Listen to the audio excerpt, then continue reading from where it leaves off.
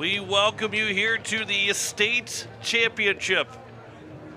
Here at the Fitz, Rapid City Post 22 takes on Sioux Falls West. It is Post 22 that needs to win just one today. Sioux Falls West will need to beat 22 twice to win the state title. If the Sioux Falls West is able to win this first game, we'll have about a 30-minute break, and then we'll have our winner-take-all championship game coming up around 30 minutes after the first game is done. Post 22 got here. As we look at the brackets, they were able to get a win on Tuesday, 10-2 over Watertown. And then with a 13-3 win over Brookings, they won a 12-2 game over Sioux Falls West to reach one of those two championship spots. It was a fantastic game last night. Post 22 beat Yankton 4-3 to advance to the championship and only having to face one team. Sioux Falls West, they started day one with a win with an 8-0 victory over Harrisburg. Then it was a 7-2 win over Rapid City Post 320, which they trailed 2-0 and then ended up scoring the final 7 runs. Before, again, they lost 12-2 to Rapid City Post 22. They did lead 2-1 going into the top of the 5th inning. Then last night, it was Sioux Falls West getting 2 runs in 4 of those 6 innings to win 8-0 over Watertown. And that is how we get to this point. The top 2 teams in the states are the final 2 teams here in the state tournament. Sioux Falls West will be the visitors here in Game 1. If they do win, Sioux Falls West will be the home team. But the winner today, the team that wins the final game, whether that be Post 22 here in Game 1 or Game 2, or Sioux Falls West in Game 2, will advance to Mandan to play in the Central Plains Regional starting next week. The 2 pitchers for both of these teams, it will be 2 guys that open up day 1. Caden Voss through Game 1 against Harrisburg, where he ended up throwing 5 innings with the hits, no runs, 3 walks, 7 strikeouts. Braden Stapert threw against Watertown. He threw 4 1/3 innings, 6 hits, 2 runs, 1 of them earned, 2 walks and 2 strikeouts. Both these guys are making the start, and both these coaches did exactly what they wanted to do, get a good lead, and then be able to get that guy out to allow him to come back on Saturday. They weren't saying that they were for sure going to get there, but where they're at in the game, we were going to play the long game. If we are to get to Saturday, we want one of our best guys and best arms to be available, and that's exactly what they both were able to do. Now, I said all the way back in the game, that first game, that at 80 pitches, Staper came out, and I said that was 1 more than he needed that he could throw. That was incorrect. 81 is the mark. If you throw 81 or more, you can't come back without 4 days of rest, and this would be day 4. But 80 or less, it is 3 days of rest, and that was Wednesday, Thursday, and Friday, and now here today as the handshake's happening at the plate. We will send things over to Tyler Merriam here in just a moment, have our introduction of our starting lineups and every pomp and circumstance before we get to first pitch between Rapid City Post 22 and Sioux Falls West here in the state championship. Ladies and gentlemen, welcome to Dave Blue Field at Black Hills Surgical Hospital Ballpark in Rapid City and the championship day of the 2026 South Dakota State Class A Senior American Legion Baseball Tournament, as we celebrate not only America's national pastime, but the 250th anniversary of our nation's independence. The final 2 teams remaining in the tournament, the visitors in the first base dugout, Sioux Falls Post 15 West.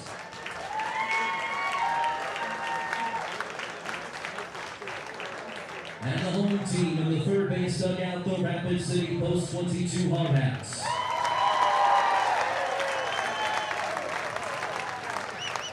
On this championship Saturday, Rapid City Post 22 needs 1 win to claim the championship. Sioux Falls West must win twice.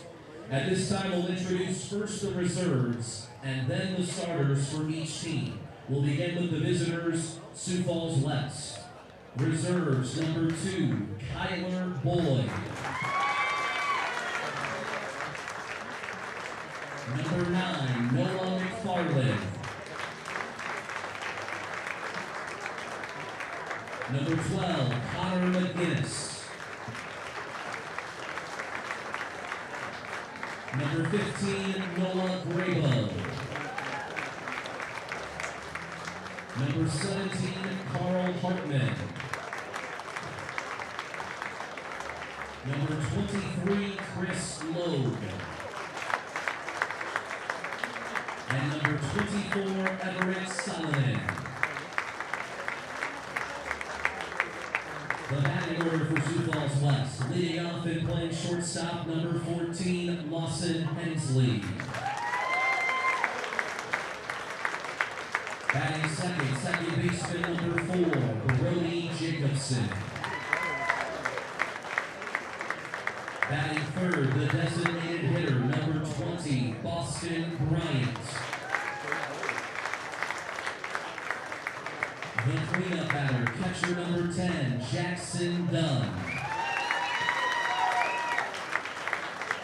Batting fifth, third baseman number 3, Bennett Duncan. Batting sixth, the right fielder number 0, Tucker DeHaan. Batting seventh, the first baseman number 7, Beckett Whitlock. Batting eighth is the left fielder, number 5, Jack Hilly. Batting ninth, center fielder, number 1, Otnell Jensen. Starting pitcher, number 8, Caden Voss. Bat boy, Tristan Bryant. Assistant coaches, Dexter Payne and Braden Byram. And the head coach of Sioux Falls West, Zach Evers.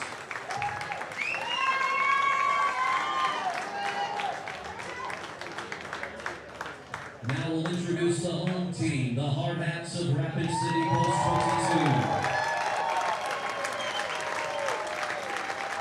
We begin with the reserves. Number 4, Ryan Negebauer. Number 12, Broden Sales. Number 15, Regan Turnquist. Number 17, Declan Mickley. Number 20, Reagan Koskin. Number 23, Tayton Giddings. Number 24, Roland Fredrickson.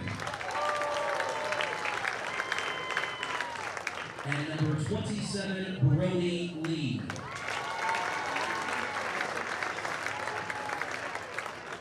And now the batting order for the Hardhats. Leading off, the designated hitter, number 10, Aiden Roberts. Batting second, shortstop, number 3, Jackson Reeder. Batting third, second baseman, number 18, Wyatt Reeder. Batting cleanup, center fielder, number 19, Lars Kiefer. Batting fifth, the catcher, number 25, Josh Elder.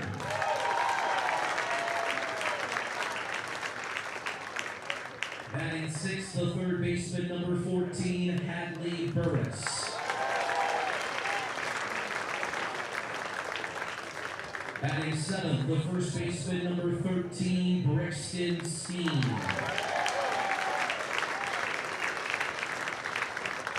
Batting eighth, the left fielder, number 2, Kane McLeod. Batting ninth, the right fielder, number 9, Hudson Ogle. The starting pitcher, number 30, Braden Staples.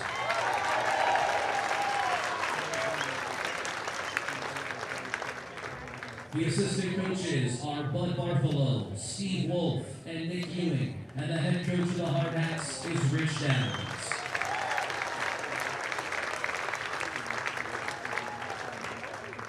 Introducing the umpires for today's game. Behind home plate is Don Johnson. At first base, Greg Warren. At second base, Steve Creer. And at third base, John Whitcraft.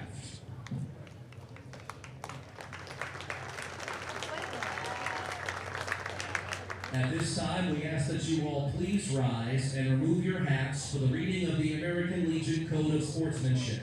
Will be followed by the presentation of colors and then the performance of our national anthem.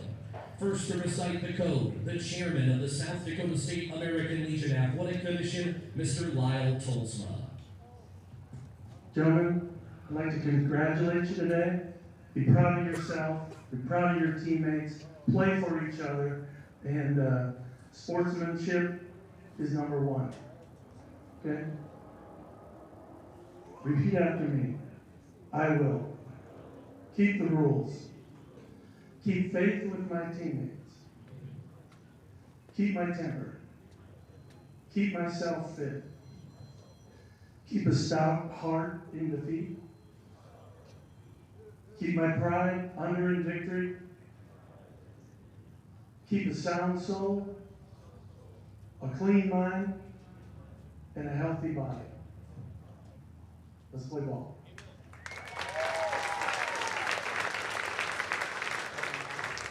At this time, we will have the presentation of the colors by Rapid City American Legion Post 22. A reminder to please remain standing and honor the color guard after the singing of our national anthem until the colors have been retired.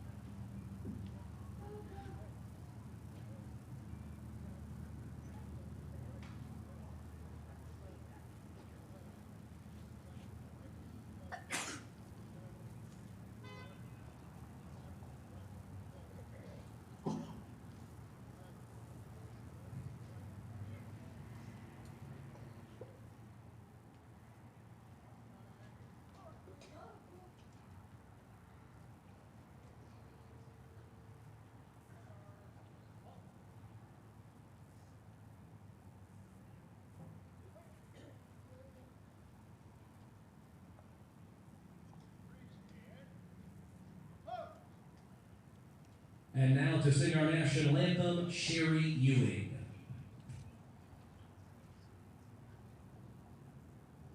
Oh, say, can you see by the dawn's early light what so proudly we hailed at the twilight's last gleaming, whose broad stripes and bright stars through the perilous fight o'er the ramparts we watched were so gallantly streaming, and the rocket's red glare, the bombs bursting in air, gave proof through the night that our flag was still there. Oh, say does that star-spangled banner yet wave o'er the land of the free?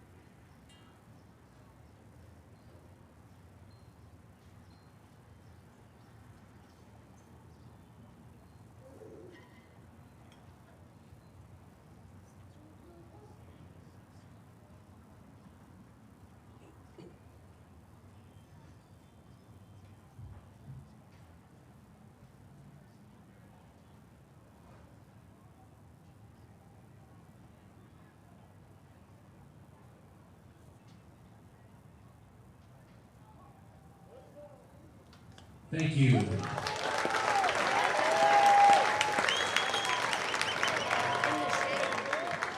So let's have some fun today. It's the state championship, Rapid City Post 22, Sioux Falls West, in a not necessarily the final game today, but it could be. Rapid City Post 22 with the win. They will win the state championship. Sioux Falls West wins. We got to play another game.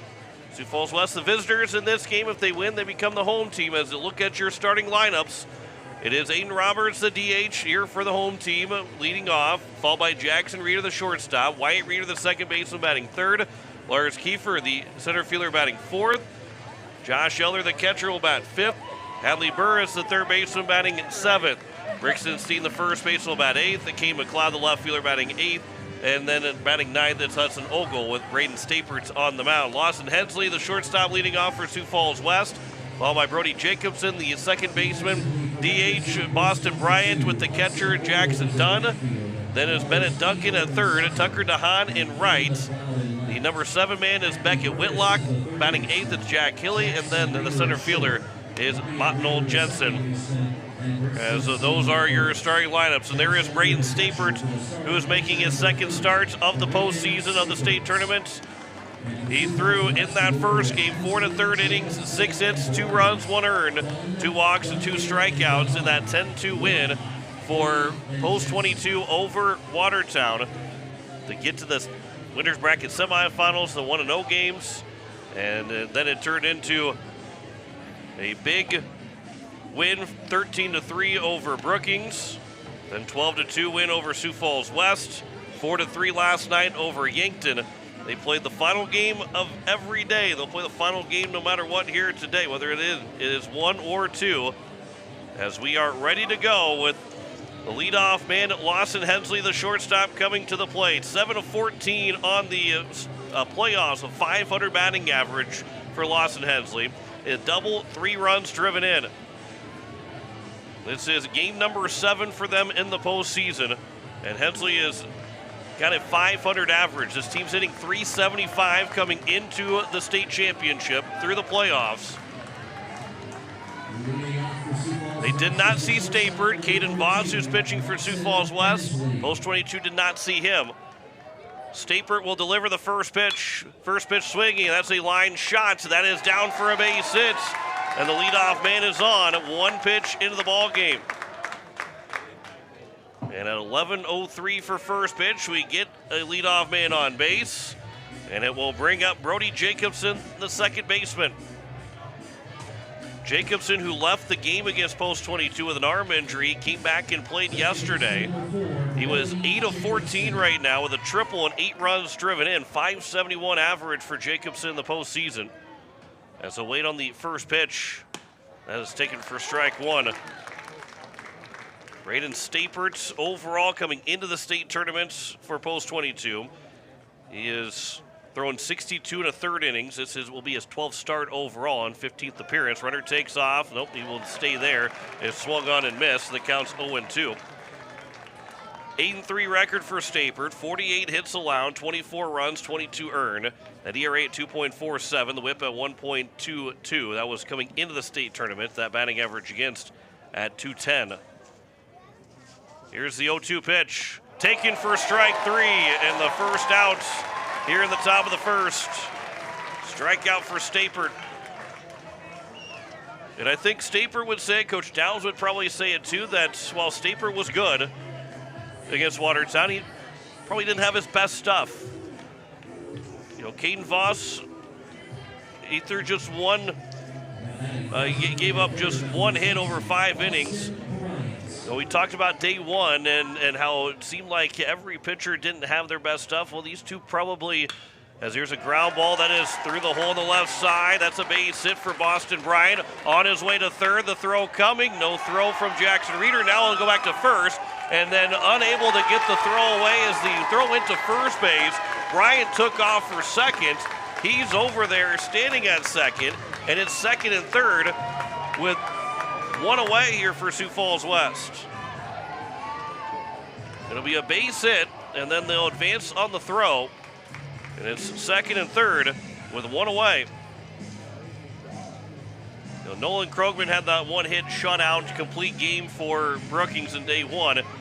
Probably Caden Voss and Braden Stapert were 2A, 2B on the starting pitchers and the pitchers that threw really well on day one. There wasn't a whole lot of overly great pitching for what we were expecting. But both of these guys in the starting lineup, the starting pitchers, are very, very good. They were number ones and started game one for a reason. As the first pitch is upstairs for ball one. Here to Jackson Dunn, the catcher. Dunn is hitting 6 for 17. He's got 5 runs driven in so far here in the playoffs. There's a ground ball to the second baseman, Wyatt Reeder. They will give up the run. The throw is almost a little bit too high, but the run comes in to score, and Sioux Falls West will take a 1-0 lead on the RBI ground out from the catcher, Dunn. And it brings up now Bennett Duncan to the plates as we look at the post-22 defense here real quick.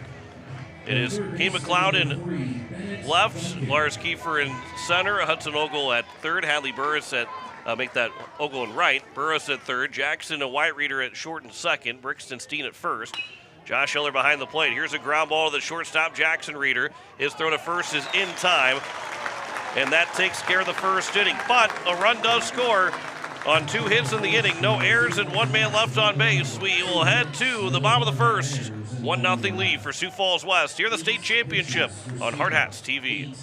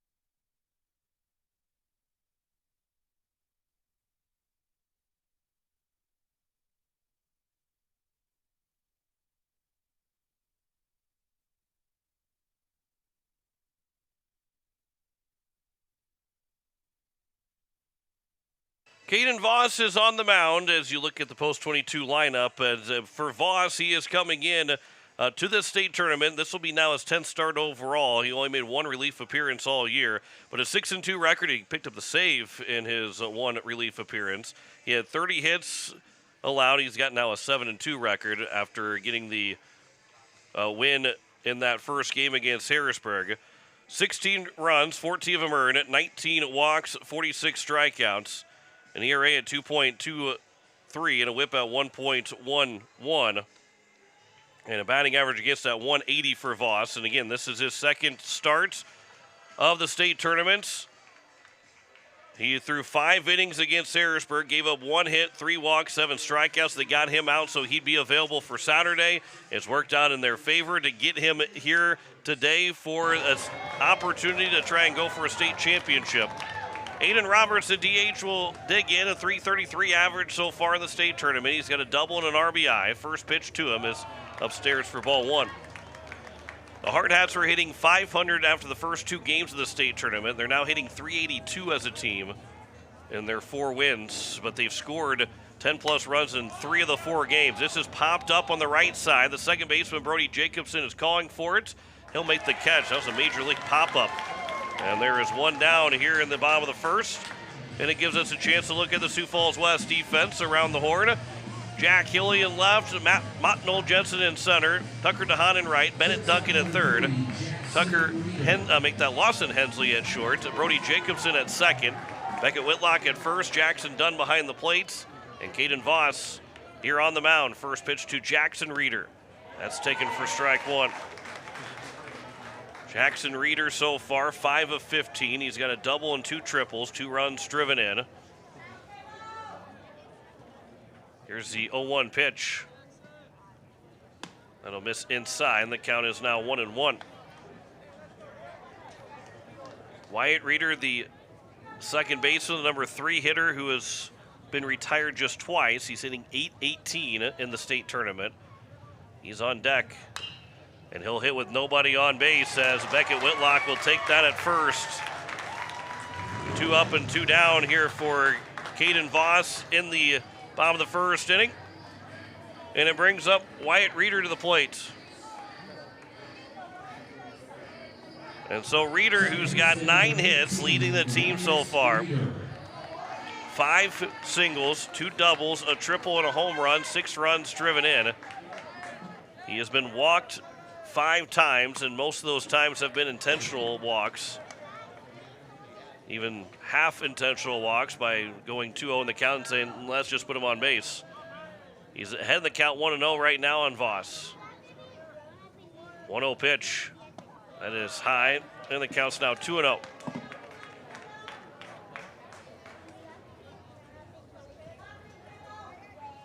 He has been the most dangerous hitter at the plate all-state tournament for any team. The 2-0, that is upstairs, and the count's now 3-0. That's what happens when you're hitting around 700. Granny didn't play a whole lot of games this summer for Post 22. He ended up playing collegiate baseball, summer collegiate baseball, and then coming back to Post 22 to finish out his senior year, as that counts now 3-1. Started with Post 22. Nebraska said, hey, go out and play. Did well, went to the All-Star game in that collegiate lead. 3-1 pitch, there's a swing and a miss, and it counts now 3-2. The season ended, and he said, hey, I'm going to play for Post 22. Nebraska says that sounds good. Post 22, that says that sounds good. Everybody else in the state, maybe he didn't say that sounded too good. But here's a 3-2 pitch. That will be ball 4, and Reeder will draw the 2-out walk, and he is the first base runner on for Post 22. And it will bring up Lars Kiefer, the center fielder. Kiefer, he made Yankton pay yesterday as he was able to get 3 of the 4 RBIs in. He drove in a run in the first, and he had a 2 RBI single in the 5th. Wyatt Reeder had the other RBI. First pitch is a floater into center field. That's going to drop in front of Jensen. And then the throw will go to third to try and get Reeder out. It is going to be up, and it's going to be off the glove of the third baseman. And thankfully blocked, if you're a Sioux Falls West fan, of Bennett Duncan. Otherwise, that was going to get into the dugout, and it was going to score a run. But the base hit for Lars Kiefer. He continues to swing a hot bat down the stretch. He's now hitting .500, 6 of 12. And it's first and third with 2 away in the bottom of the first. Josh Elder, he's hitting .500, just 4 of 8 because he's been walked 6 times. He has driven in 4 runs here in the state tournament. First pitch to him. That's taken for strike 1. Don Johnson calling balls and strikes. Greg Warren's over at first, Steve Creer at second, John Whitcraft at third.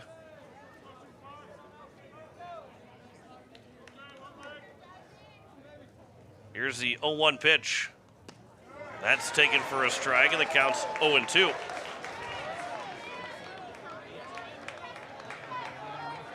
Post 22 trying to be undefeated here at the state tournament, go 5-0. Sioux Falls West right now at 3-1. They want to be 5-1 by the end of the day today. They lead at 1-0 right now. 0-2 pitch. Taken for strike 3, and a 3-pitch strikeout of Josh Elder ends the first inning. No runs, 1 hit, no errors, and 2 men left on. 1 complete here at the state championship. It is a 1-0 lead for West over Post 22 here at the Fence on Hardhats TV.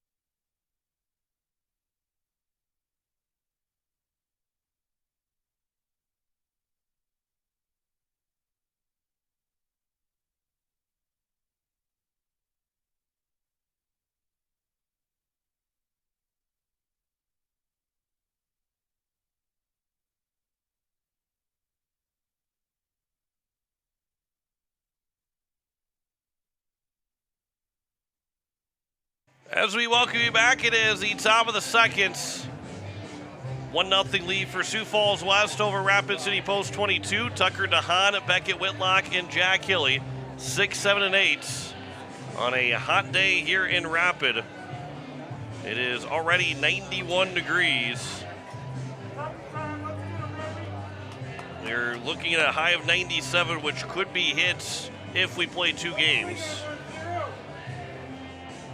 We had this beautiful weather, even with a lightning delay 2 days ago. We had beautiful weather the last 2 days. And it's still great, but it is certainly we've moved things up from 1 to 11 o'clock. Time is called. Stapert, I think, was in his motion before Don Johnson had said to play. So now here's the first pitch to Tucker DeHaan. It'll be upstairs for ball 1. For DeHaan, he is hitting 4 for 17, 235 average. He's got 1 RBI. That one's over for a strike, and the count's 1-1. These 2 teams met back 2 days ago. There's a strike taken, the count's 2-1.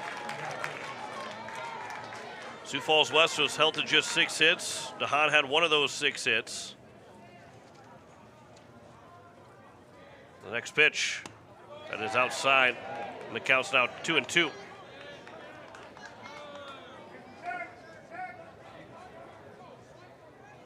Stapert looking for his second strikeout, and he'll get it. Swing and a miss. And DeHaan will go down for the first down here in the top of the second inning. And it brings up Beckett Whitlock to the plate. The first baseman, number 7, Whitlock. Beckett Whitlock, he is 7 for 16. That pitch will miss upstairs for ball 1. 2 doubles, 2 runs driven in.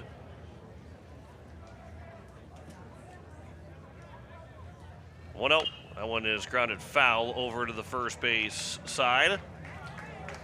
And the count is at 1-1.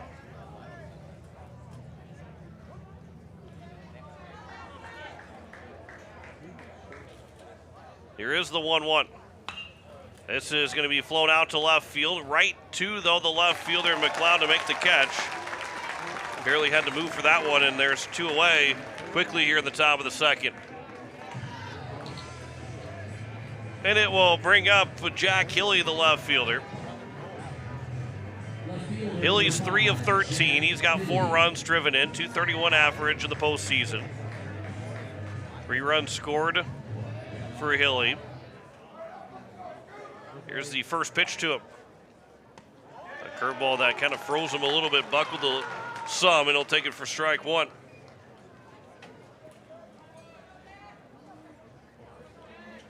Number 8 man the batting order. The 0-1. That is upstairs, just missing, and the count's 1-1.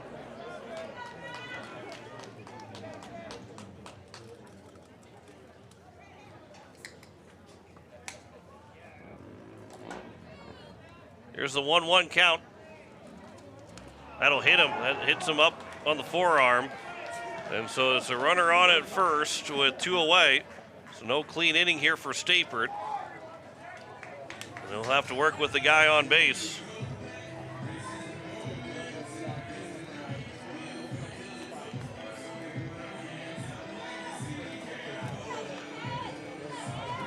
And so with that runner on at first, with 1 out here in the top of the second. And making sure that Hilly is okay over at first.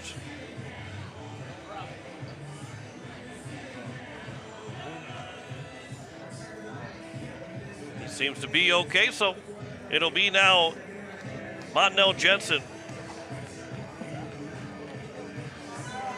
375 average for him in the postseason. All hits have been singles. He has driven in 2 runs. First pitch is taken for strike 1. Still 2 away here in the top of the second. Pickoff attempt and back in safely over at first. And it's going to be Jack Hilly.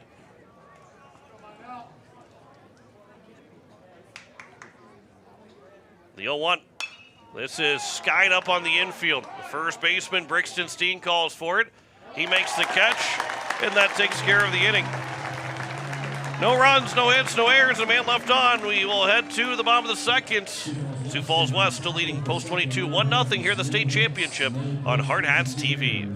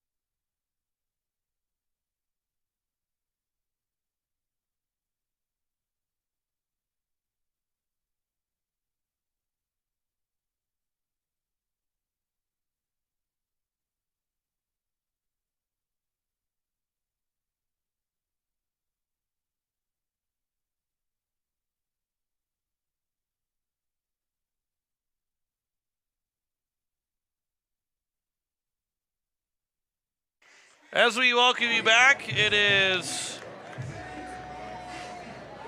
a 1-0 lead for Sioux Falls West over post 22. Hadley Burris to lead off. The third baseman, 6, 7, and 8 here for the Hardhats. As the first pitch over for strike one. One hit in that inning, it was a base hit by Lars Kiefer. Straining two men on base. Here's the 0-1. That'll miss, and the count's now 1-1.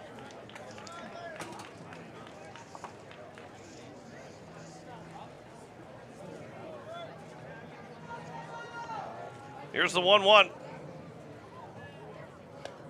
That'll be taken upstairs, and the count goes to now 2-1. Burris 5 for 12 so far with a triple, 3 runs driven in. 5 runs scored. He has been a strikeout victim 5 times, though, in this state tournament, and the count's now 2-2.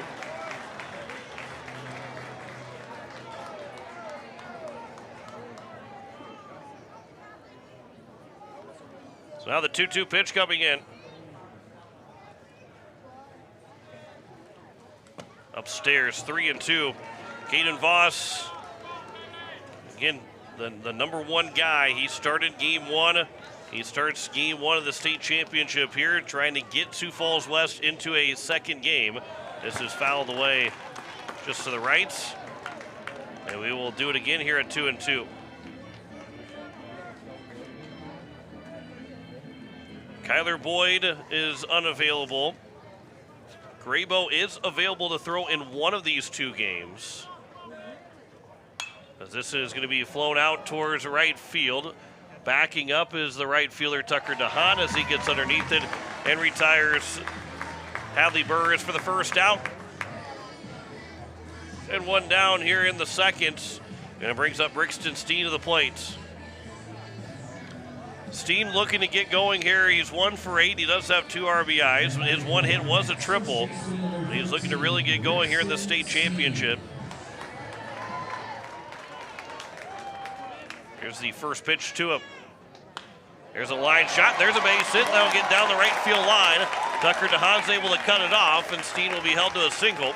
But his second hit here of the state tournament, and he is now on base. 1 away here in the bottom of the second, and it brings up the number 8 man, Kane McLeod, the left fielder.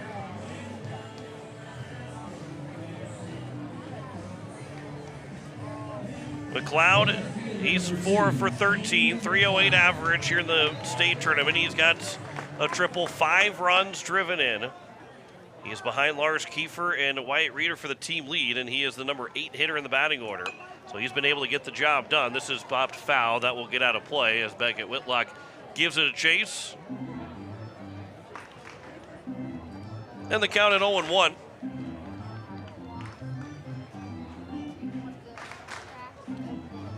McLeod will dig back in. Voss will check the runner at first. Here's the 0-1. That one just misses. And the count's 1-1 here to McLeod. And just like it was yesterday for Post 22 against Yankton, they did not have to win the game where everybody else had to win to stay alive. And for Post 22, they don't have to win this one, but they have to win one of two today. Sioux Falls West has to win both, otherwise they will fall just short of winning that state championship as the count goes to now 1-2 to Caden McLeod. That one will miss outside, and the count goes to now 2-2.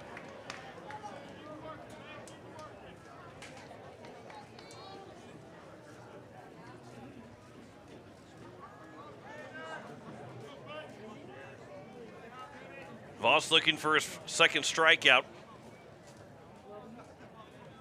The 2-2. There's a ground ball through the hole on the right side for a base hit.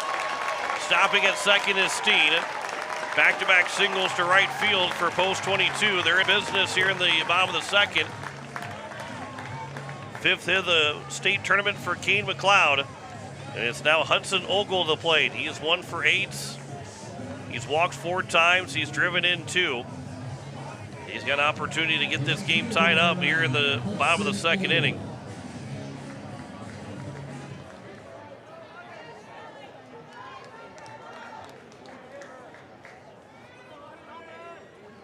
The first pitch here to Ogle. That is fouled out of play to the left side for strike 1. Post 22 has driven in 30 runs of the 39 that they have scored to this point.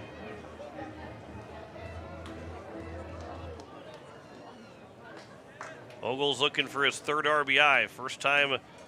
Second time that Post 22 is hitting with the runner in scoring position. Ground ball to Jacobson at second. Hensley to first, double play, and that ends the inning. 4-6-3 double play. Sioux Falls West gets out of it. As there's no runs on 2 hits, no errors, and a man left on base. We will head to the 3rd. Still 1-0 for Sioux Falls West over Post 22 here at the state championship on Hardhats TV.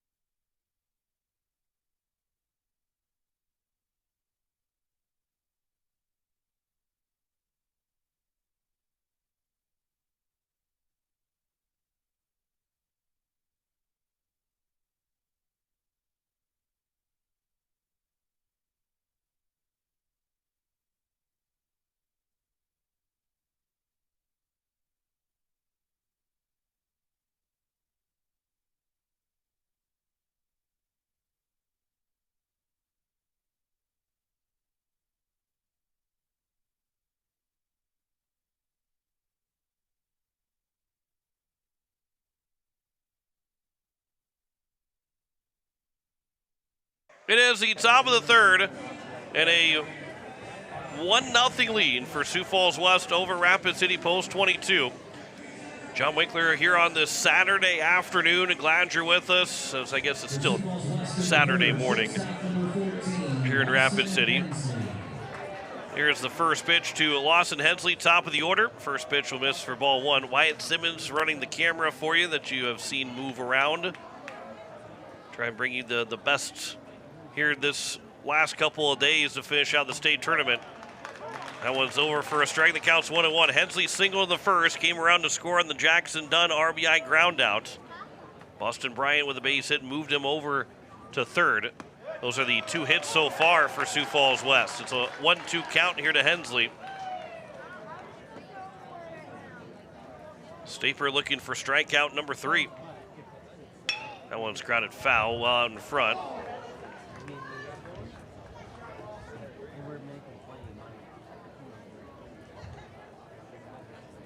And so it remains a 1-2 count. One of the Hardhats had almost tripped and fell in the dugout. That one will be off the handle, fouled away as Hensley was starting to go, tried to stop, but he will foul it away. So the count remains at 1-2.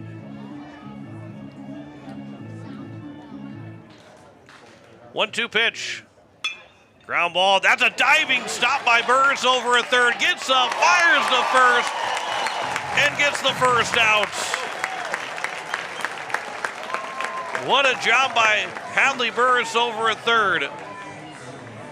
As you check out the replay, the diving stop gets right back up quickly and is able to fire a strike for the first out. And there's one down here in the top of the third inning.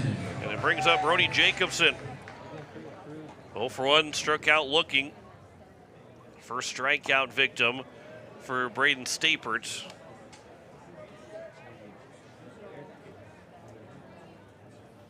Here's the 1-0 pitch. It's upstairs and it counts now 2-0.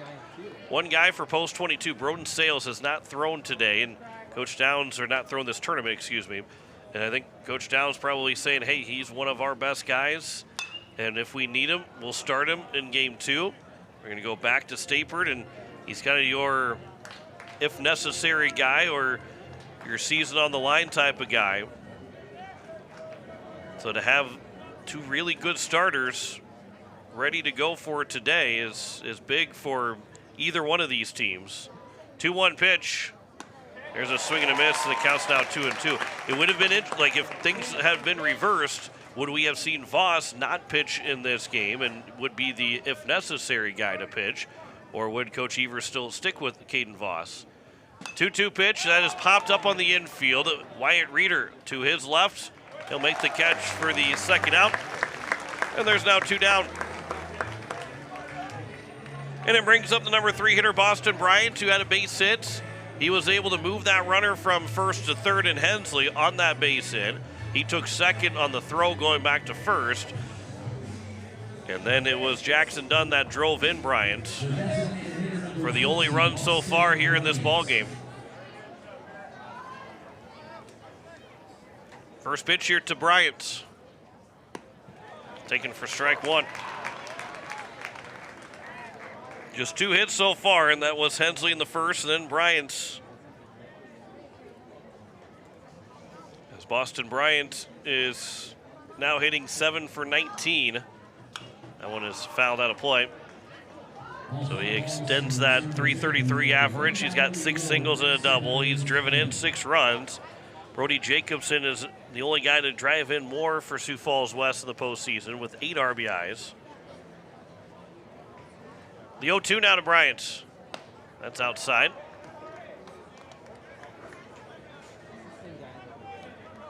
It'll also be the top of the order in the bottom of the third for post 22. 1-2. That bounces off the plate. That bounced all the way to the backstop. That looked like it confused all 3 guys up there at the plates. And Bryant, the hitter, Elder, the catcher, and even the home plate umpire, Don Johnson. Here's now the 2-2 pitch. That one will miss low. Stapert started to walk a little bit to his right. Jackson Reeder was walking to the third base dugout. Well, the count runs full now to Boston Bryant. And the 3-2. Hit him. And that's the second time that Stapert has hit a Sioux Falls West batter. And there is 2 on with, or 1 on with 2 outs. Jackson Voss, the catcher, he was still had the shin guards on. And when you've caught every game of this state tournament and have been the primary catcher for Sioux Falls West, you probably feel like there's no difference between having the shin guards on and not having them on. But you don't really want to hit, Dunn does not really want to hit with those shin guards on. He does have the RBI so far for Sioux Falls West. Here's the first pitch to him from Stapert. Throw that breaking ball into the top of the zone for strike one. So again, Stapert fails to get a 1-2-3 inning. In the second and third, he's hit a guy with 2 outs. It's fouled back, and the count's 0-2. Montanel Jensen popped out with those 2 outs in the second, and Stapert trying to do the same thing here in this third inning.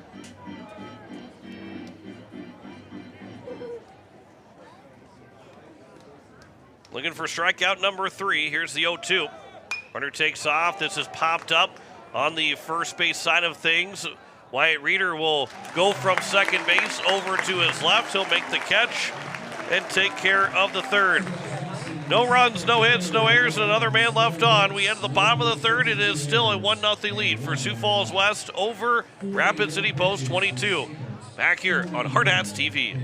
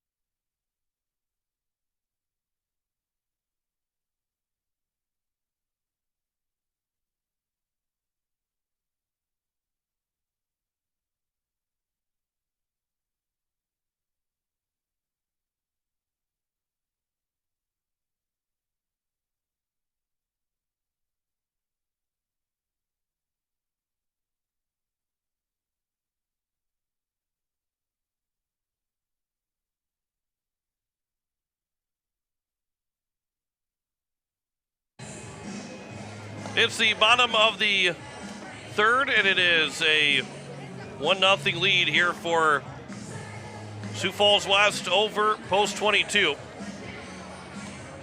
John Wickler here on this Saturday afternoon, nearing Saturday afternoon here in Rapid City. Sioux Falls West, if you're watching from Sioux Falls West, it is your Saturday afternoon. It is going to be the top of the order, Aiden Roberts, followed by Jackson Reeder and Wyatt Reeder. Aiden Voss, 30 pitches through 2 innings, as the first pitch will miss for ball 1.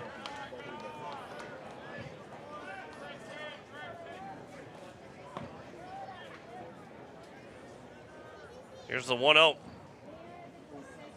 There's a ground ball right back to him. And the throw to first from Voss in time. And there is one down now here in the bottom of the third inning. And it will bring up Jackson Reeder, who ground out to the first baseman. He's 0 for 1, just 3 hits so far. Lars Kiefer, Brixton Steen, and Kane McLeod, all with the hits.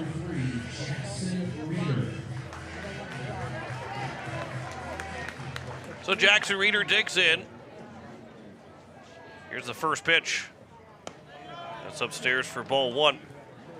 325 down the left field line, 330 down the right field line here at the Fitz. 393 in the alleys. That is at the knees for a strike, and the count's 1-1.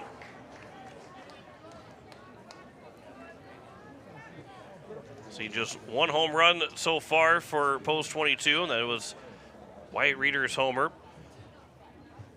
Here's a line shot down the left field line, but that will slice foul. And the count goes to now 1-2 to Jackson Reeder. Marcus Pitkin of Watertown hit a 3-run homer. Easton Fieser had a home run last night for Yankton.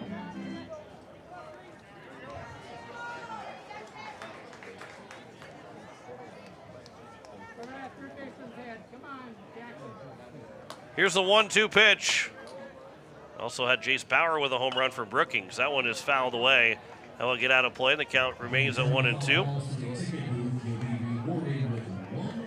You know, $1 bill. It's going to be the toughest $1 bill to get this weekend. A lot of kids around, a lot of people here to watch this state championship game.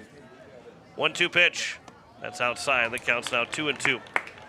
As you can see, as you're watching on YouTube, that the blue seats were reserved and they were paid for beforehand, but everybody's trying to stay in the shade up above towards the top of the deck here. And that one's outside, and Jackson Reeder has worked at full 3-2. A lot of people standing around, standing back. They're kind of waiting for that shade to come through and make it a little bit easier to find a spot to sit down on in the shade. 3-2 pitch. This has popped up. That'll be fouled. That will get out of play again. And so it remains a 3-2 count. Here to Jackson Reeder, ground out to the first baseman at Whitlock in his first at bat. Trying to be a base runner for older brother Wyatt Reeder. Here's a ground ball again that is fouled down the first base line. So again, Jackson Reeder with a good battle here. This will be the 9th pitch of the at-bat. Caden Voss delivers the 3-2. Reeder will foul it off again. And it's now the 10th pitch of the at-bat coming up. 3rd straight foul by Reeder. And the 5th foul overall that he's had in this at-bat.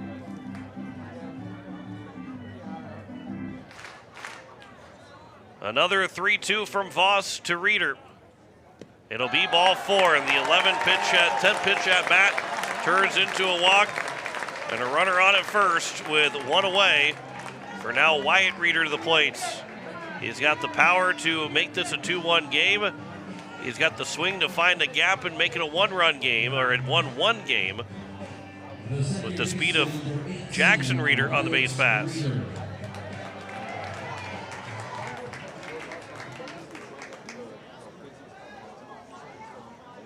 Voss will come set from the stretch. That first pitch is on the outside corner for strike 1. Reeder walked. He got the 3rd on the base hit from Lars Kiefer, but was stranded over at 3rd. There's the 0-1. Ground ball. That is going to get past the diving first baseman, Beckett Whitlock, into right field. It's bobbled by DeHaan. They will stop Jackson Reeder over at 3rd. Wyatt Reeder makes it 1st and 3rd with one away here in the bottom of the 3rd inning, as post 22 is 90 feet away from tying things up. It's Lars Kiefer, who's already 1 for 1 in the ball game. Looking for his 7th RBI. I think that's 8th RBI. He is hitting .500 right now here in the state tournament. 6-12 with 6 singles. And again, the speed that Wyatt Reeder has, if he's able to double, there's a good chance that Reeder could come in to score.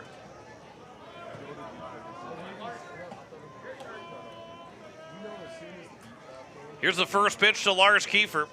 That will bounce in. It's a big block there from Jackson Dunn. We'll see if Wyatt Reeder gets the green light with Jackson over at 3rd. Try and force a throw to try and see if they can get maybe a double steal to tie the game up. 1-0 pitch, not running. Another pitch that's low. The count's now 2-0. Another good block there from Jackson Dunn.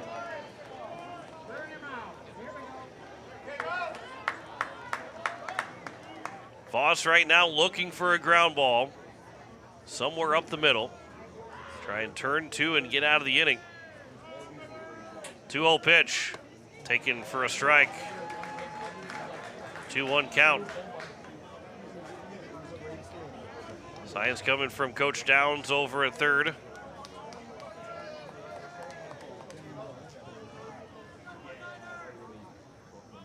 The 2-1 pitch. It's a delayed steal for Wyatt Reeder. He will end up at 2nd. So he steals 2nd, and the count goes now 2-2. And it puts that go-ahead run in scoring position. The pitch number 49 now for Caden Voss, as he's looking for strikeout number 2. The 2-2. That's a line shot, base hit into left field. Wyatt Reeder will be held up at third. It's an RBI single for Lars Kiefer. He's 2 for 2 in the ball game.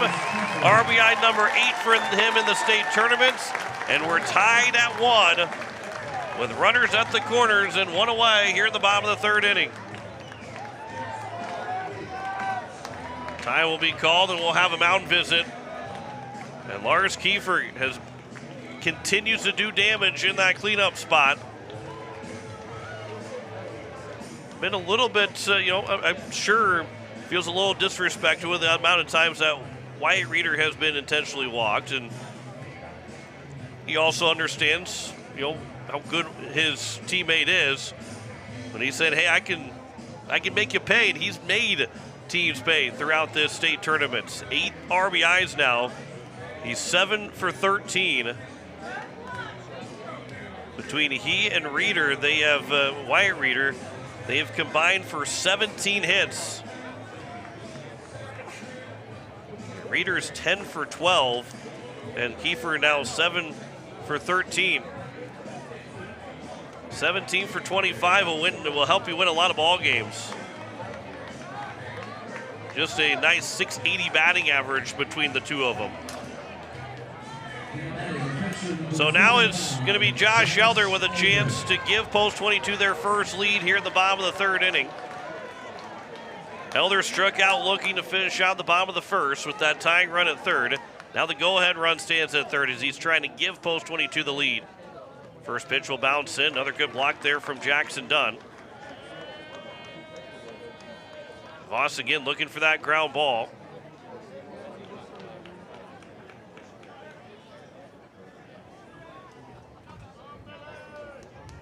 Here's the 1-0 to Elder.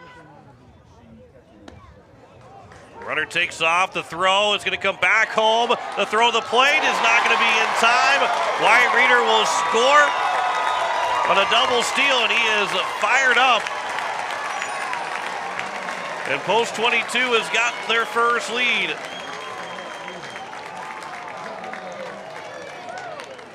It was a stolen base for Kiefer. Hensley came in to cut it off. He nearly got that in time, maybe a couple steps in. And would have had a chance to throw out Wyatt Reeder on the double steal. Here's the 1-1 pitch. That's over for a strike, and the count's now 1-2. The RBI from Kiefer, he steals second. Helps make the double steal possible. Post 22 has taken a 2-1 lead. Ground ball over to the first baseman. That is going to be fielded by Beckett Whitlock. Standing over at second is Kiefer. And so he stays there, and there's 2 down.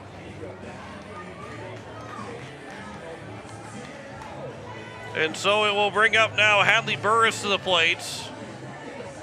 The third baseman, number 14, Hadley Burris. And so now Burris with 2 outs, a runner on at second. He's 0 for 1 with a fly out to right.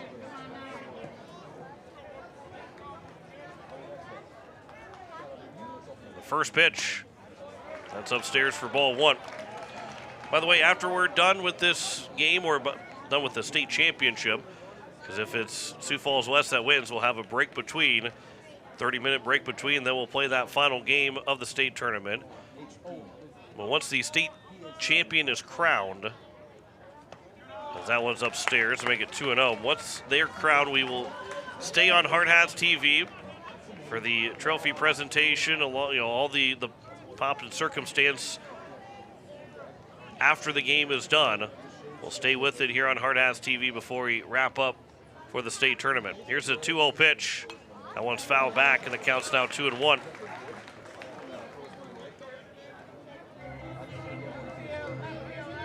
Two-1 count here to Burris.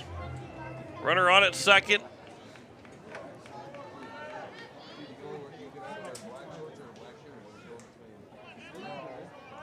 Voss will come set from the stretch. 2-1 is fouled out of play. And we will do it again here at 2-2. And Voss again looking for a second strikeout. A walk to Jackson Reeder, a base hit for Wyatt Reeder.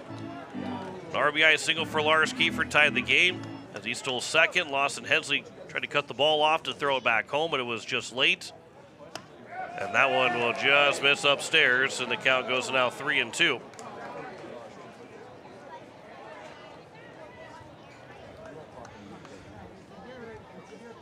Burris flew out to right. He's 0 for 1. Payoff pitch here from Voss. Taken for strike 3, and that will take care of the inning.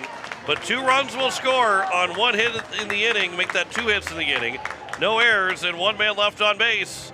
After 3, it's a 2-1 lead for Post 22 over Sioux Falls West here in the state championship at the Fitz on Hardhats TV.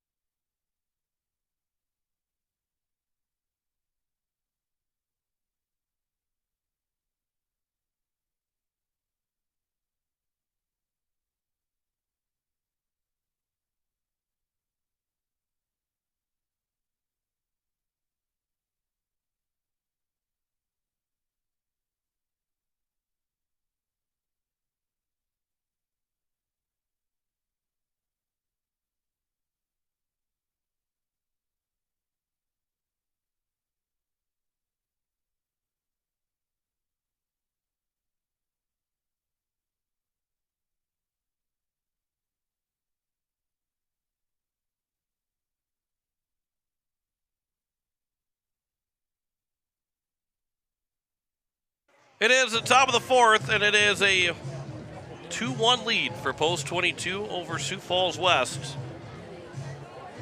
Bennett Duncan, Tucker DeHaan, and Beckett Whitlock. It is 5, 6, and 7 here for West. West started out with a fire in that first inning.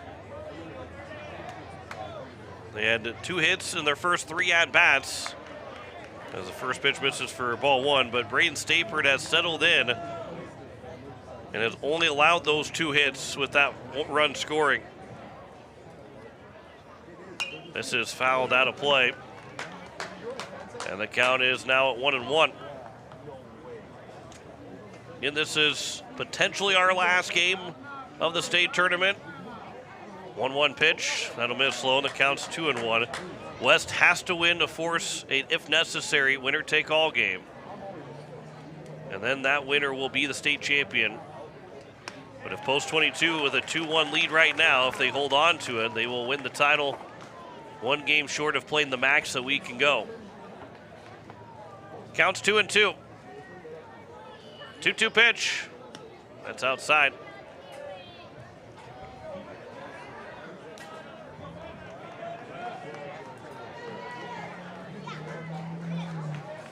Stapert lost his hard hat as he fired that last pitch. That pitch will miss for ball 4, and it will be a walk issued to Bennett Duncan. And just the second time in 4 innings, Post 20 make that Sioux Falls West will have their leadoff man on base.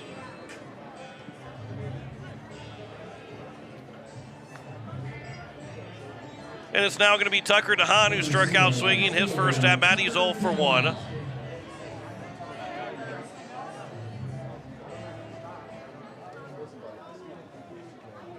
First pitch, fouled back to the netting for strike 1.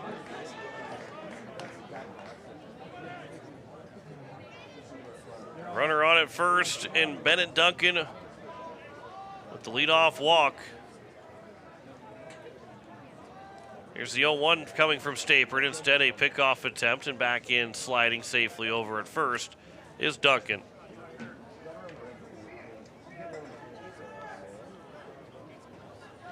Sioux Falls West at 35-13-1 as here's a ground ball to the first baseman Steen. Throw to second for 1, back to first. Not going to be in time. Stapert was heading to the bag. Reeder had to somewhat float it over to first. to give Stapert the chance to get to the bag and make the catch, and it was not going to be in time even if Stapert's foot was on the bag. It will go down as a fielder's choice, 1 away, and still runner on at first, 3-6 on the fielder's choice, and it brings up Beckett Whitlock to the plate. Against Sioux Falls West, 35-13-1 coming into today. That first pitch is over for strike 1. You go back to last year for Sioux Falls West.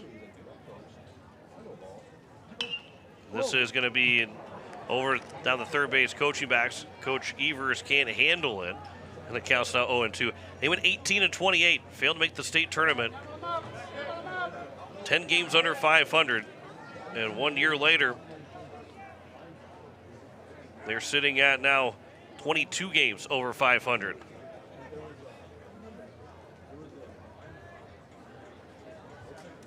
Oh-2 count. Here to now Beckett Whitlock. There's a line shot with a runner taking off to second. It's a base hit. On his way to third will go Tucker DeHaan. It's first and third with 1 away. Good piece of hitting for Beckett Whitlock.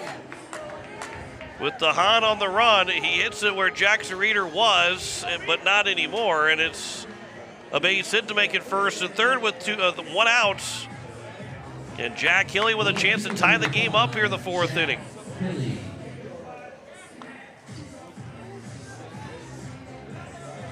Had DeHaan not been running, that was going to be right. I don't know if Jackson Reeder would have had to even jump for that ball. It would have been just right to him. They would have been able to potentially double off DeHaan depending on how he moved off of that line shot. But instead, with him running, Reeder was going to cover on the lefty swinging. And it was right where he was before for the base hit. Now the third hit for Sioux Falls West, their first since the first inning. And Jack Hilly with a chance to tie the game up. That one was a close play over at first, but back in safely diving is Whitlock. Hilly's looking for his 5th RBI of the state tournament. At third is DeHaan. Whitlock leads away from first. 1-0, that one's a swing and a miss. Hilly was well late on it and decided to swing way too late. The count's now 1-1. Still can turn that double play to get out of the inning if you're post 22. Another pickoff attempt, and again, back in safely over at first is Whitlock.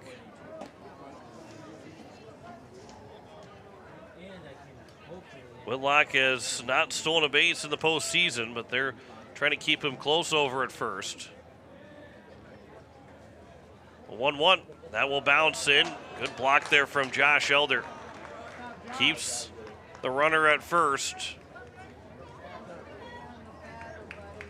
More importantly, keeps that runner over at third.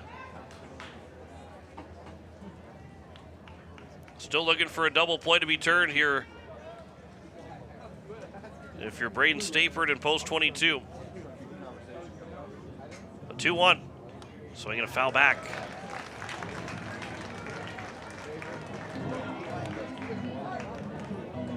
Stapert right now with 2 strikeouts, looking for his third.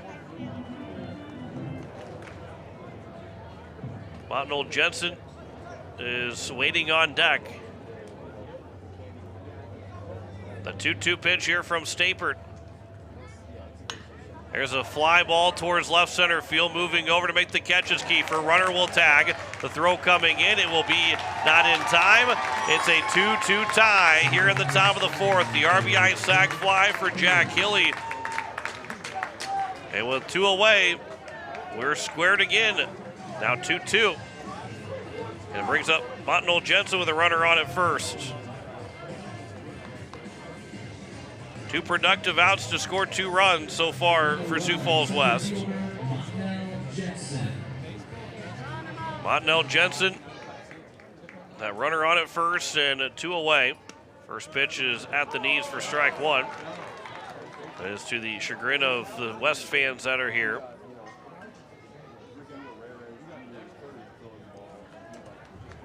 The 0-1 from Stapert. Ground ball that'll be up the middle. Jackson Reeder will flip to Wyatts, and that will take care of the inning. But a run does score on one hit in the inning, no errors, and one man left on base. We will head to the bottom of the fourth. It is 2-2 now between Sioux Falls West and Rapid City Post 22 here in the state championship at the Fitz on Hardhats TV.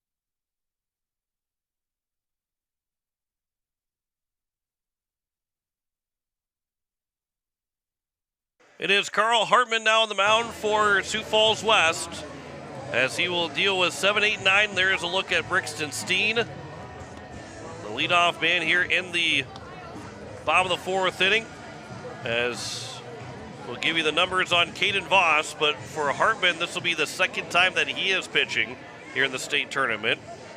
He threw 2 innings in that 7-2 win over Post 320, get the final 6 outs, had just 1 strikeout. That was it on his line score in the 2 innings. No hits, no walks, and no runs.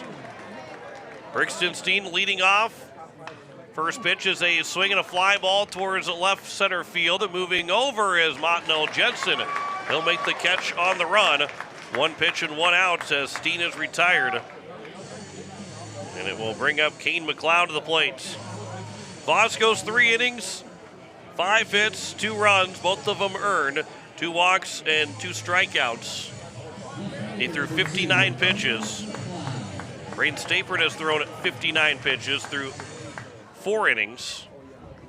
Kane McLeod singled back in the second. He'll foul the first pitch away. That one hit the mask of Jackson Dunn. A little bit of a shake of the head. He says he's okay.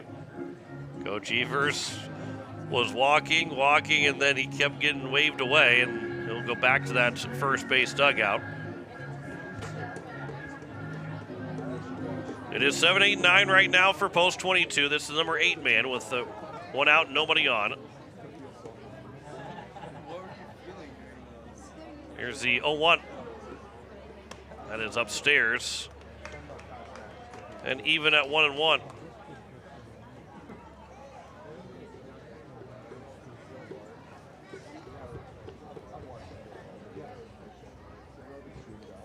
The 1-1 pitch. There's a fly ball to center field again. Montanel Jensen takes a couple of steps back. He'll come in to make the catch. And now 2 down as he's made the catch on both outs recorded here in the bottom of the fourth. And it brings up Hudson Ogle to the plate. He grounded into a 4-6-3 double play in the second, which at the time kept it a 1-0 lead for West. 2 runs in that 3rd inning for Post 22. The difference right now in this ball game. Here's the first pitch to the lefty, Hudson Ogle. That'll miss for ball 1. Just past that 1 hour mark of this ball game here with 2 outs and nobody on in the bottom of the fourth, and a 2-1 lead for, make that a 2-2 tie for Post 22 in Sioux Falls West. So the difference in the ball game. It's not really the difference anymore because Jack Hilly's sacrifice fly in the top of the fourth tied things up. That 2-0 is high and outside. It's now 3-0. And after he threw 4 pitches to get the first 2 outs, the 4th pitch here to now Hudson Ogle, and it will be ball 4. And it brings up the top of the order, and Aiden Roberts, who is 0 for 2 right now. popped out to second to lead off the bottom of the first. He grounded back to the pitcher Voss in the third. The Hardhat leadoff man, designated hitter number 10, Aiden Roberts. So Aiden Roberts, top of the order. Carl Hartman trying to get through this bottom of the fourth inning, keeping the Readers on the on-deck circle. First pitch here for Hartman. That will miss, and it's 5 straight misses here for Hartman. And he cruised through the first 2 batters. 4 pitches, got 2 outs. Now he's missed 5 straight. You got to think that Roberts is taking until he sees a strike right now, because it's a 2-0 count.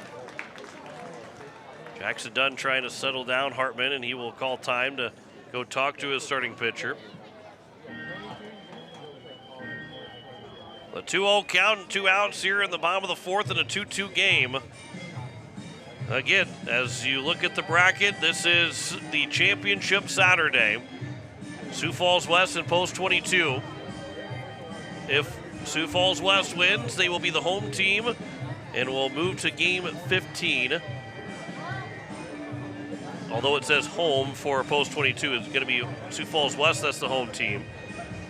And then it'll be the winner-take-all game if West is able to win. Right now with a 2-0 count, 2-2 tie in the bottom of the fourth. We've got a lot to figure out before we get to that point. Here's the 2-0 pitch. That'll hit him. And so, again, the first 2 were retired in 4 pitches, and now 7 straight misses, which has put 2 guys on base with 2 outs, and you bring up Jackson Reeder to the plate, who drew a walk back in the 3rd inning. And this is a dangerous spot for Sioux Falls West.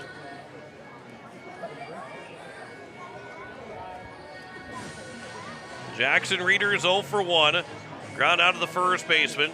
Drew a walk. They make sure that Roberts is okay over at first.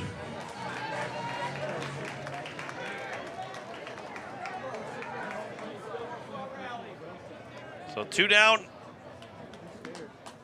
Jackson Reeder waits on the first pitch here from Carl Hartman. That pitch misses outside. It's 8 straight misses here from Hartman. We're going to see Reeder take until he sees a strike.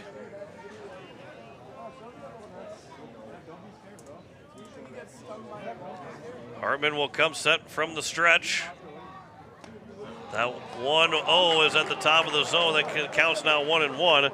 Reeder didn't agree with it, but that turns into a big strike call because that can settle in now for Carl Hartman. And forces Reeder to feel like he's got to swing the bat in anything, not necessarily everything that's close, but more likely to swing the bat, although that one misses well high, and the count's now 2-1.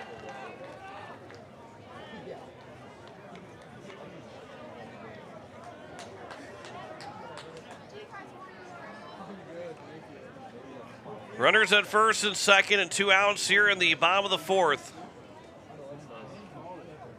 From the stretch, Hartman. He'll deliver the 2-1 pitch. That one's fouled away, and it's now 2-2. Hartman is a strike away from getting out of this. But we saw the last time that Reeder is at the plate, it took 10 pitches before he ended up being walked. He continued to foul off 2 strike pitches. Work the count full and end up drawing the walk. Deuces are wild here. The 2-2. That's outside, and the count's now 3-2.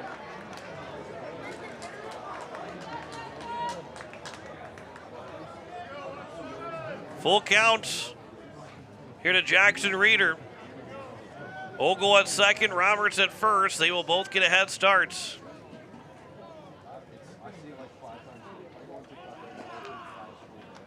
Hartman comes set from the stretch. The 3-2, nope, he will make sure that's maybe trying to see if they're going to take off a little early and get out of the inning without having to throw the pitch to Jackson Reeder. nobody was moving quite yet. They're going to make sure that Hartman goes home with it.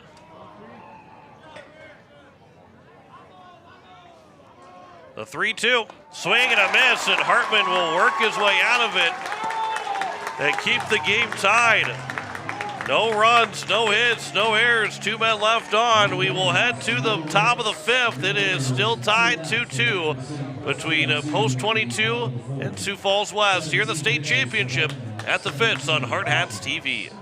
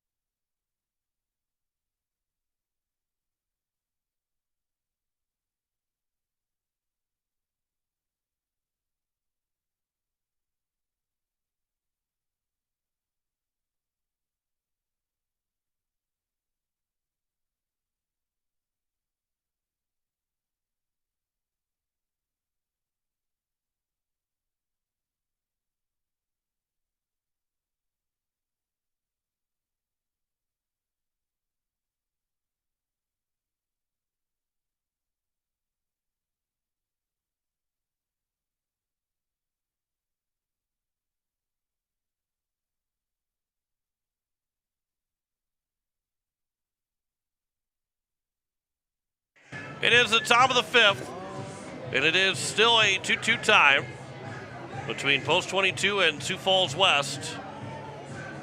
Sean Wickler here with you on this Saturday afternoon here in Rapid City. Our state championship game, if Sioux Falls West wins, they will play one more today. If Post 22 wins, they will be crowned the state champions. As that one will miss for ball one. Last time that Rapid City Post 22 one was back in 2022 here at the Fitz. There's a fly ball to center field. Moving over is the center fielder Kiefer in the right center to make the catch. And Lawson Hensley, the leadoff man in the batting order and here in the 5th, is taken care of, one down. Sioux Falls West, they're looking for their first title since 2007. Sioux Falls East won in 2011. But Sioux Falls West, 2007. Here's a high fly ball to deep left field, going back towards the wall. It hits the top of the wall. They say it's not a home run, and it will end up at second base for Brody Jacobson. Nearly got out. It hit the wall out there in left field. You can see it right above there. Let's go back and see if we can watch the replay again. Boy, that was so close. Boy, it hit the yellow line right there. They're going to talk about it. Let's slow that down even more. Let's go to 25%. Well, let's back it up just a little bit more here. They're going to talk about it. That one was so close. That hit the yellow line. That's a great call by John Whitcraft at third to say it was not a home run. And that is as close to a home run as you can get. But John Whitcraft, he was immediately signaling that it did not go over the fence, because there is that Watiki sign back there. And again, watching this in slow-mo, that Watiki sign, but you can see it. It hit the yellow line, but it did not go over. It is not a home run. Great camera work by Wyatt Simmons. The beauty of the replay. And it's a double for Brody Jacobson. He stands at second with one out. And it becomes now Boston Bryant with a chance to try and give Sioux Falls West the lead.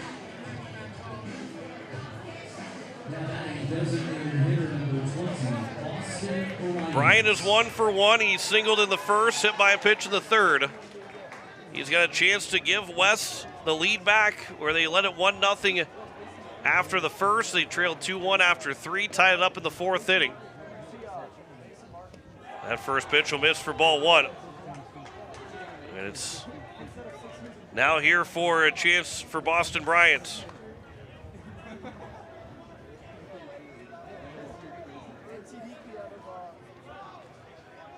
The 1-0 pitch. That one's fouled off of Bryant, and the count's now 1-1.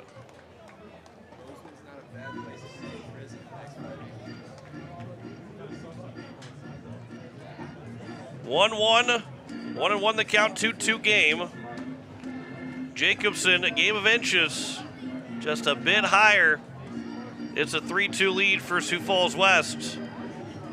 A couple inches higher, it's a lead for Sioux Falls West.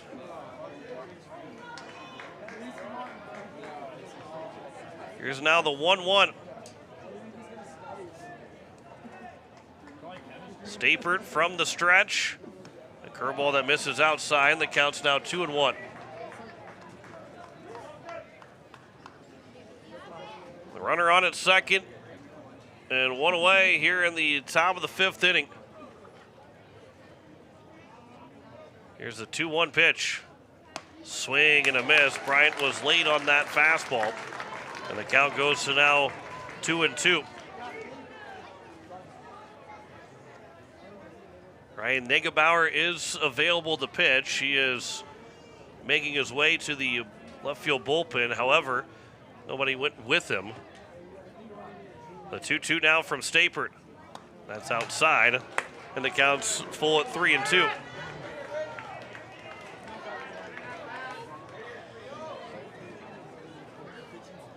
Three-two count. 1 out, runner on at second.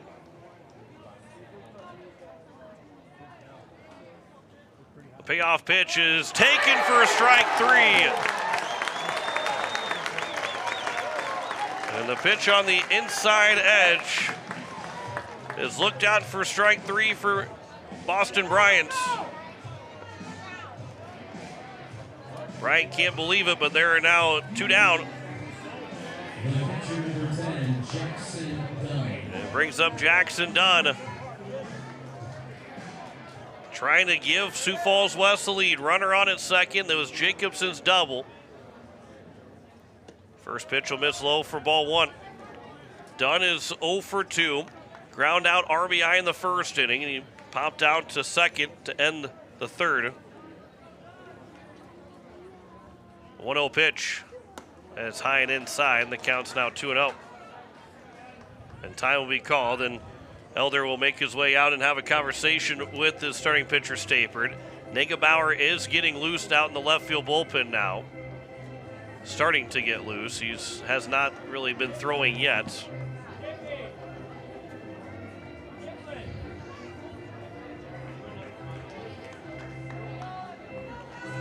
So a 2-0 count to the number 4 man in the batting order, Jackson Dunn, trying to get his second RBI and reclaim the lead for West here in the top of the 5th. Pickoff attempt and back in as the throw was wide as second.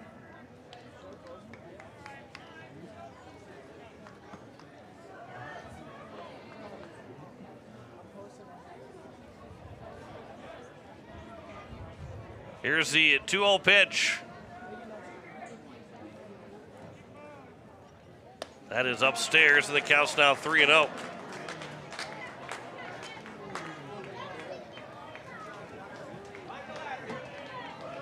(3-0) count to Jackson Dunn. On deck is Bennett Duncan.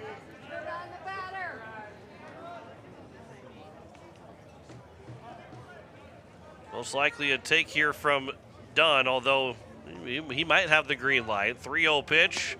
He'll take it all the way for a strike, and the count's now 3-1. Still good hitter's count here for Jackson Dunn to try and give Sioux Falls West the lead.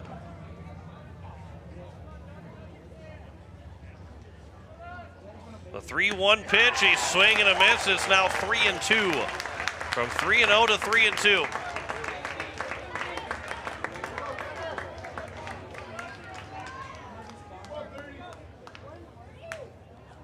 Stapert looking for a strikeout. Would be his 4th of the ball game. 3-2 is fouled away. Dunn hangs on. And we'll do it again at 3-2.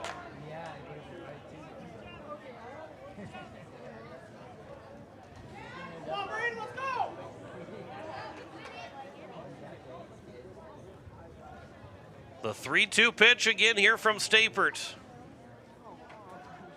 Dunn with a fly ball towards right center field. That's going to get down for a base hit. It's going to score a run.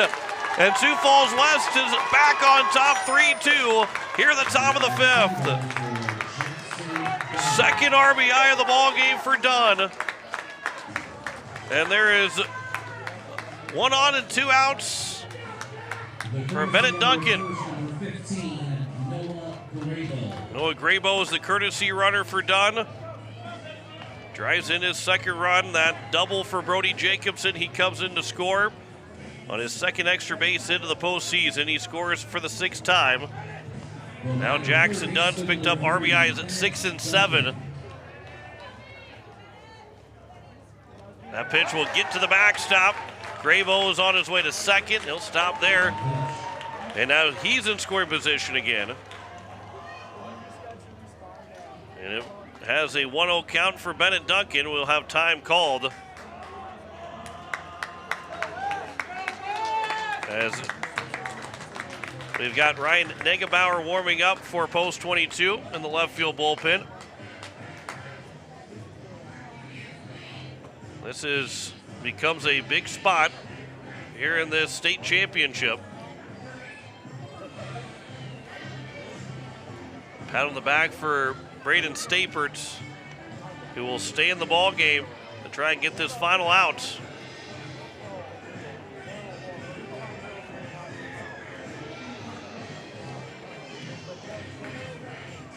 With Jackson Dunn, make that Noah Graybo running for Jackson Dunn on second. It's a 2-0 count.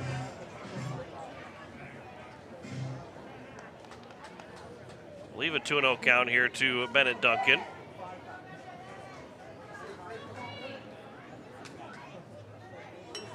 Stapert will come set from the stretch. The 2-0 pitch. That one is inside.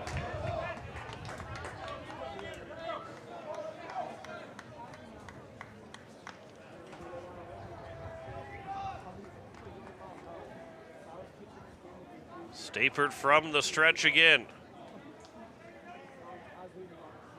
The pitch to Duncan. That is outside. Well, now it's 3-0. That was only a 1-0 count. So now Duncan most likely taken all the way. Tucker DeHaan is waiting on deck. The 3-0 pitch. Right down the middle for a strike, and it counts 3-1.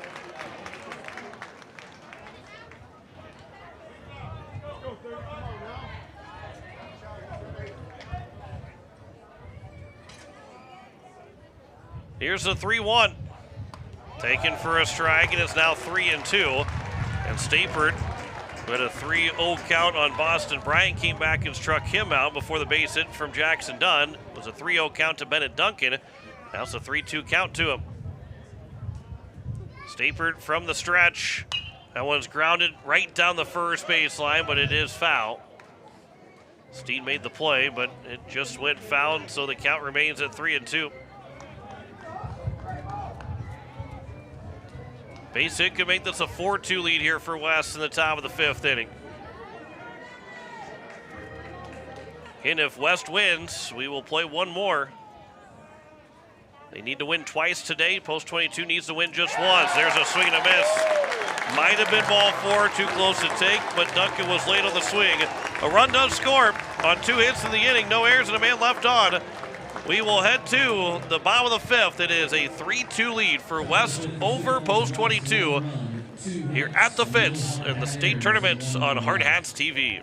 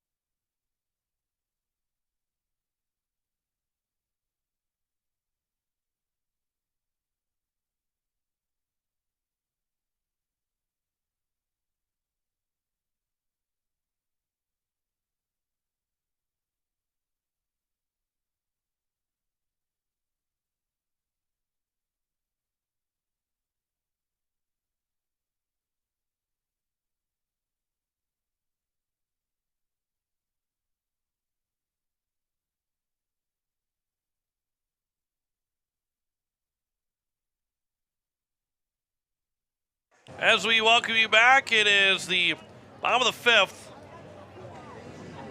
It is going to be Wyatt Reeder, Lars Kiefer, and Josh Elder. He might reach his base. It'll then go to Hadley Burris. Wyatt Reeder 1 for 1. He walked in the first, singled in the third. It's a 3-2 lead for West over post 22 here in the bottom of the fifth inning in this state championship matchup. First pitch is over for strike one.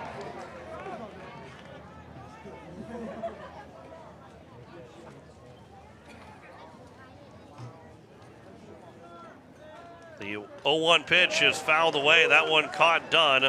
That didn't feel good. That got him on the bare hand, the throwing hand. And again, he waving off head coach Evers. And the count's now 0-2. Not very often that you've got Wyatt Reeder 0-2. Can you get him to chase something? Also, it's going to be tough to strike him out. He doesn't strike out often. But can you at least get him to chase something and put a not his best swing on a ball? 0-2 pitch. That's outside. The count's 1-2.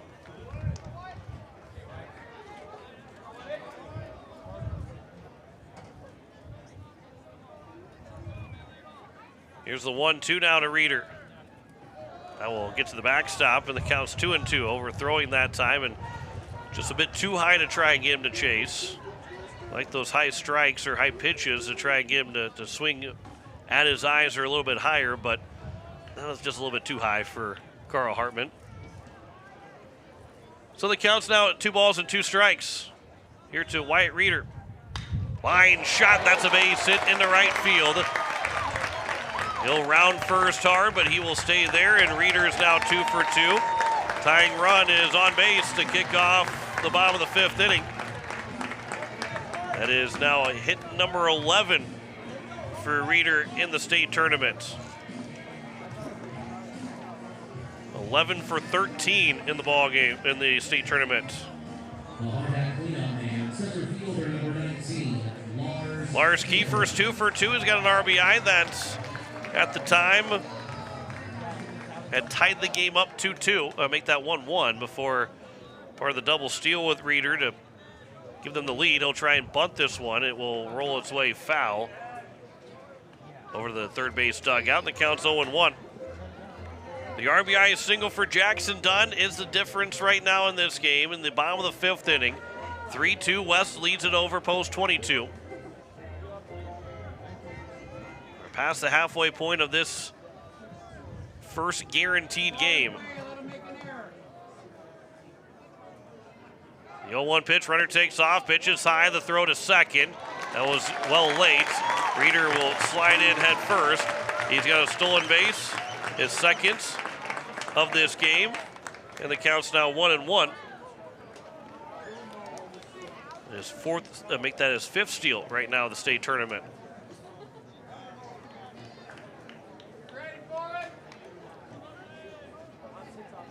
Lars Kiefer 2 for 2.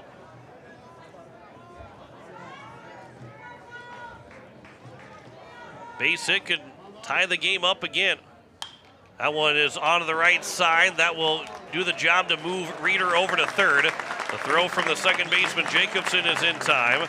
There's now one down, and Reeder stands 90 feet away from tying this game up. And it brings up Josh Elder, who's 0 for 2 with a strikeout and a ground out. Somebody in the outfield should be enough to score Reeder. Boy, oh boy, here in the state championship, West is trying to survive this inning. That becomes much easier in the bottom half of the order, but trying to work around that runner on third with one out here in this top of the fifth.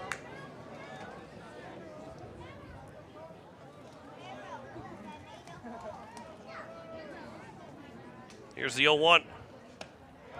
That one will miss inside. The count's 1-1.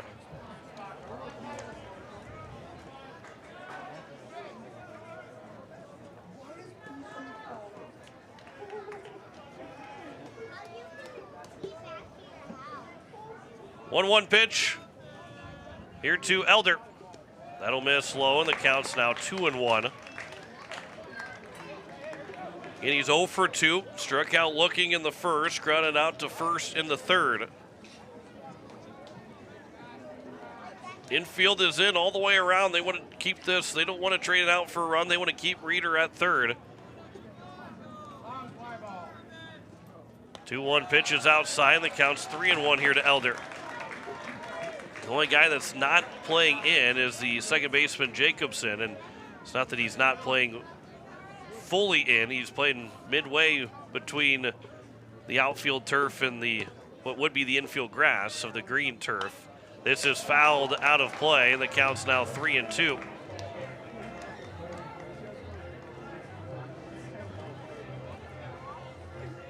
Payoff pitch coming up here to Josh Elder. Runner on at third with 1 out. The 3-2 from Hartman. It is high for ball 4. It's a walk from Hartman. Second walk that he has issued, and it's first and third with 1 away for now Hadley Burris. Reagan Koskin go run for Elder. We'll have a mound visit on top of it all. And so now with this mound visit is maybe a more defensive mound visit on how they want to handle if Koskin's going to try and steal second.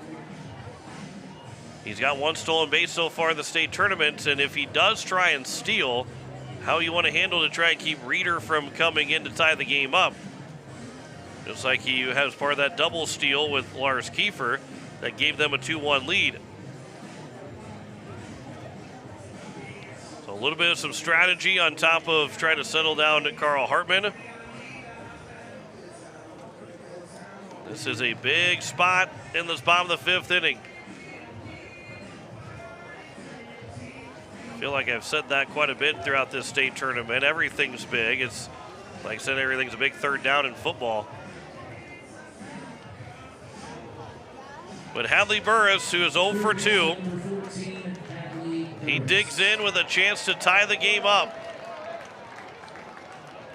Again, we'll see what Reagan Koskin does over at first. The first pitch, he takes off. That pitch is high. The throw will go back to the pitcher, and Hartman does not get Reeder to start to make his way home. And so a stolen base for Koskin. He now stands at second, and a base hit could make this a 4-3 lead. Infield will stay in all the way around. Koskin at second, White Reeder at third. A 1-0 pitch coming from Hartman to Burris. Swing and a miss. Counts now 1-1. Getting late in this ball game. Back to the shortstop, Lawson Hensley. He'll play behind the runner right now. Somewhat to keep him kind of close over at second. Bunt attempt, a squeeze play, and Wyatt Reeder was going down the line along with the third baseman and Bennett Duncan. It was pulled back by Burris, the safety squeeze. So the count's now 2-1, and Beckett Whitlock is very far in on that infield turf right now. The 2-1 pitch, not bunting this time, and that one will miss inside, and the count's now 3-1. On deck is Brixton Steen, who is 1 for 2.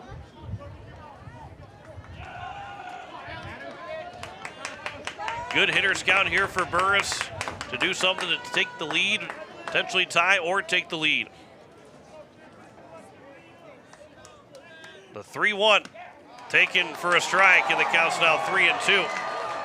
Burris had tossed his bat thinking it was ball 4.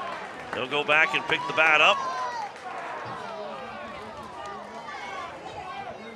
And so now it's a full count.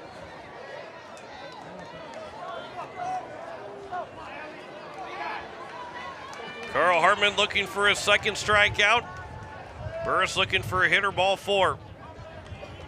Second and third with one away here in the bottom of the fifth. 3-2. That is outside for ball four, and that will draw the walk to load the bases now. Second walk of the inning, and it's Brixton Steen to the plate. Nowhere to put him. And we will have a pitching change as Carl Hartman will come out. They'll go to the bullpen. And an opportunity here for Post 22 to tie or take the lead. We'll tell you the pitching change here in just a moment as you're listening to the state tournament and the state championship on Hardhats TV.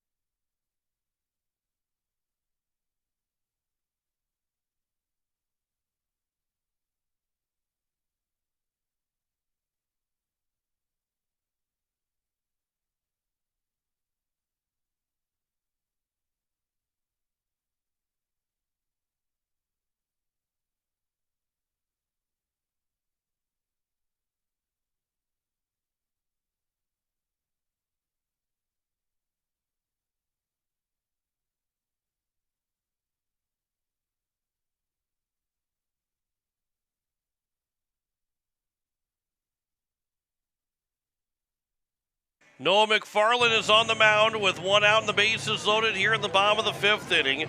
He will face Brixton Steen in his first man that will come to the plate. An inning and a third for Carl Hartman. He throws 37 pitches. He gave up one hit, 3 walks, 1 strikeout. He is responsible for all 3 of those guys on base. By the way, Caden Voss threw just 59 pitches coming out of the game after 3 innings. And now Brixton Steen with a chance again. A walk ties the game up, hit by pitch ties the game up, base hit for sure ties the game up, and it could give Post 22 the lead. A gap shot definitely gives him the lead and couldn't put him up by 2. With the bases loaded and 1 out here in the bottom of the fifth inning. McFarland finishing up his warm-up tosses. This will be the second time that he is pitching here in the state tournament and 3rd appearance of the postseason. He threw an inning against Huron, 6-1 win, 2 walks and 2 strikeouts. Then here in the state tournament, he threw an inning and 2/3 in that 12-2 loss to Post 22. So the second time that the Hardhats are going to see him, he gave up 1 hit and a walk. And now Brixton Steen to the plate. 1 for 2 so far. He's 2 for 10 here in the state tournament. Here's the first pitch. That is taken for strike 1. In the top of the 6th, it'll be Tucker DeHaan, Becca Whitlock, and Jack Haley. 6, 7, and 8 for the Post 15 West. The Hardhats right now at number 7 man in the batting order. The 0-1 pitch. Line shot, base hit. So that was going to be stopped by the shortstop, but it still ends up being a base hit anyway. It didn't get all the way through the infield, but we are tied up. Infield single. Wyatt Reeder scores. Koskin over to 3rd. Hadley Burris at 2nd. Steen with the RBI single. It is a 3-3 game, and now Kane McLeod, if he reaches base, he'll give them a 4-3 lead. That one had lost a lot of steam before it got to the shortstop Hensley. I don't know if he really had a play over at 3rd anyway. It was bobbled. But he at least kept it in the infield to keep this a tie score. First pitch by McFarland is upstairs for ball 1.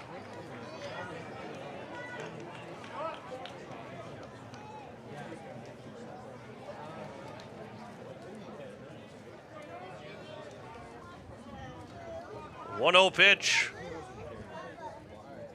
Curveball that misses inside. Doesn't break enough on the way back, and the count's now 2-0 here to Kane McLeod. It is 3-3 here in the bottom of the 5th inning.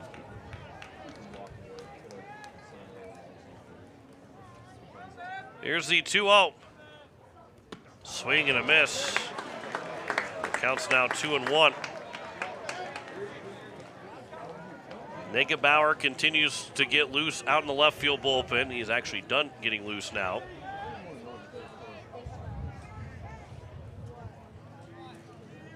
Here's the 2-1. Fouled back, and the count is now at 2 balls and 2 strikes.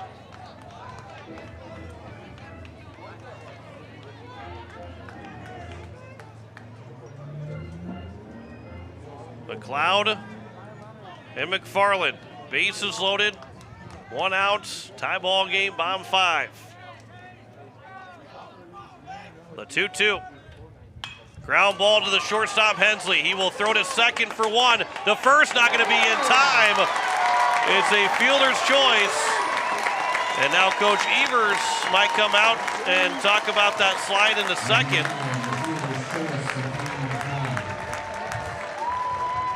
Jacobson is talking about that with the second base umpire as well. It will be Hudson Ogle.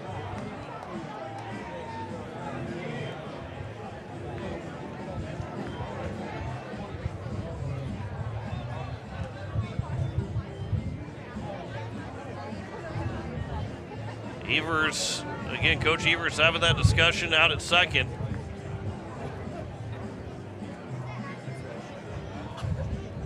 And again, I think what Jacobson and what Sioux Falls West has the argument that they're trying to make, and now they're going to get all the umpires together, I think, to talk about this slide. Jacobson saying that he maybe slid too late, again, didn't get the replay of it to try and go with the slide. Would have been kind of hard to see anyway with the camera moving over to first to follow the play. And before we put that run up on the board, we'll make sure that everything is right.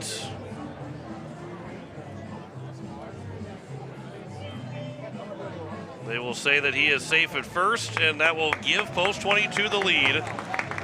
There are 2 down. Runners will be at the corners. For now, Hudson Ogle to the plate. An RBI fielder's choice for McLeod.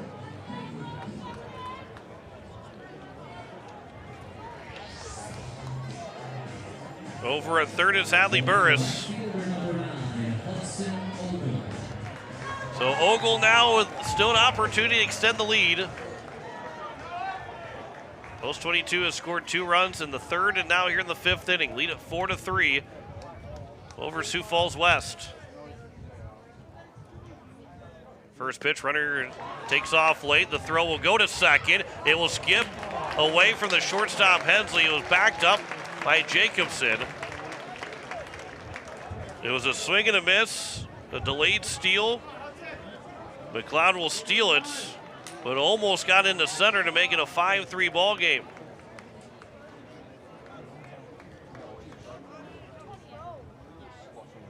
Oh, 1 here from McFarland to Ogle. That is outside. The count's now 1-1.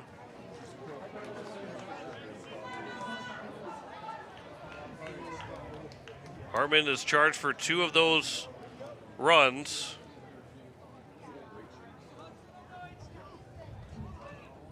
Here's a ground ball that is foul. And the count's now 1-2.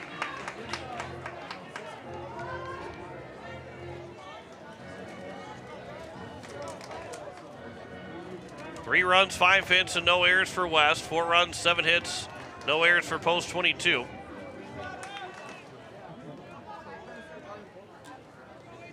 One-two pitch here to Ogle.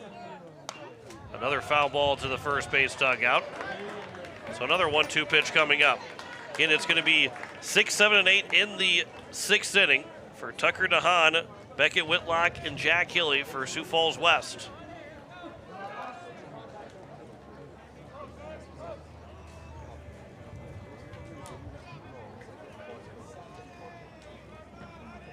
Here's now the 1-2. Inside. The count goes to now 2 balls and 2 strikes.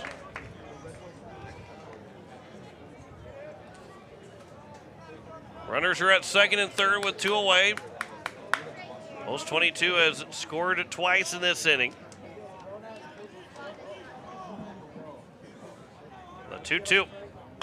There's a blooper into left field coming in. It's going to be diving as Hensley can't make the catch. 2 runs are going to score. And Post 22 now leads it 6-3. The bloop single for Hudson Ogle drives in 2. And it brings back the top of the order. The effort by the shortstop in Hensley. Just unable to make the catch. 2 runs coming to score. It's now runner on at first with 2 away. And Aiden Roberts now at the plate. So officially Hartman is charged for 3 runs on 1 hit with 3 walks and a strikeout.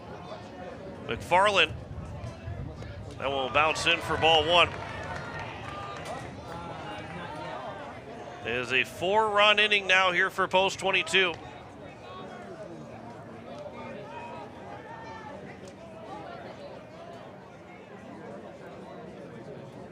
Here's the 1-0. That'll miss low. The count's now 2-0. Aiden Roberts, the 8th man to come to the plate in the inning here for Post 22.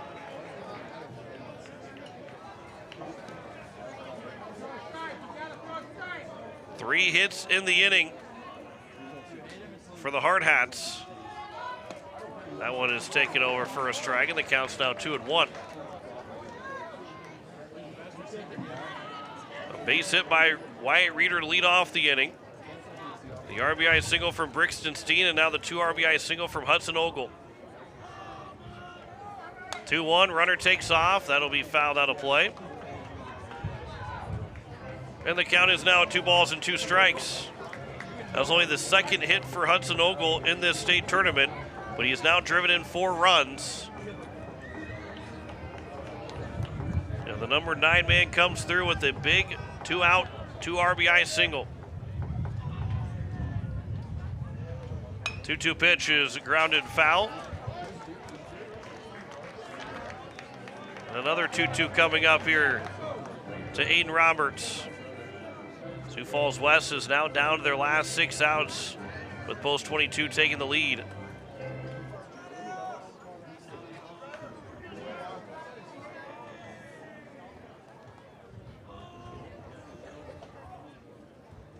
Two-two. That is missing, and the count's now 3-2.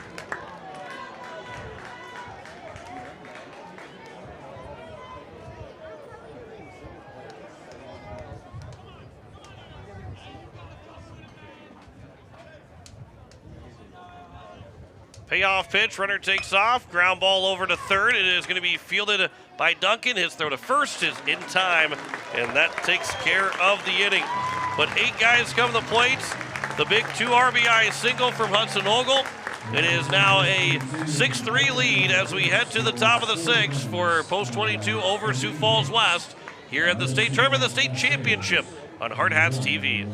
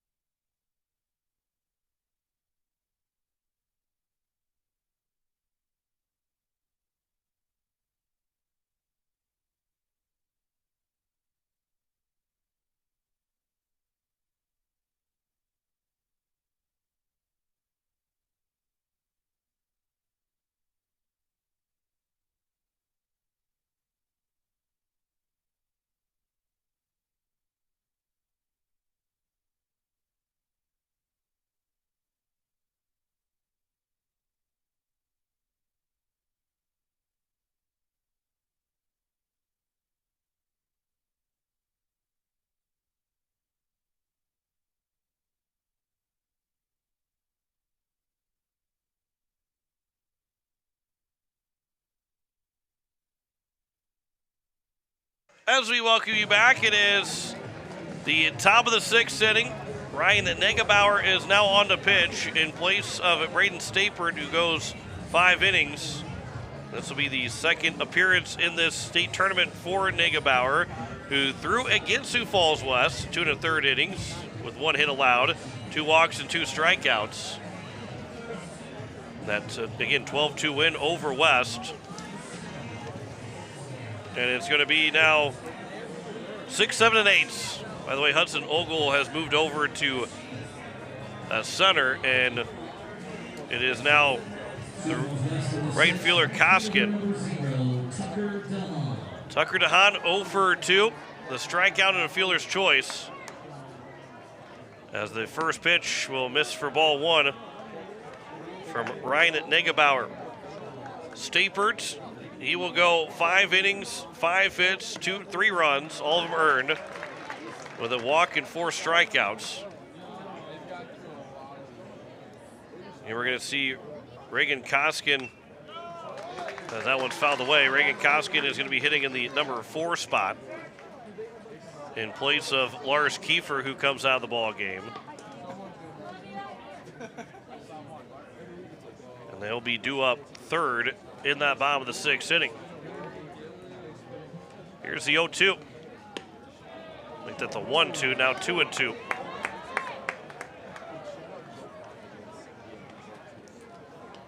This is the make that the top of the 6th inning. And there's a strikeout of DeHaan. Stapert finished with a strikeout. Negebauer will start with a strikeout. And 1 down here in the top of the 6th. Post 22 now 5 outs away from a state championship. Beckett Whitlock, who is 1 for 2. It's a 3-run lead now for Post 22, scoring 4 runs in that inning. First pitch is on the outside corner of the top of the zone for strike 1. Whitlock 1 for 2. He singled in that 4th inning. That one will miss. And the count is 1-1. He helped get that game tied with Jack Hilly, who's on deck. He had the sacrifice fly. That one's fouled away, and the count's 1-2 now to Whitlock.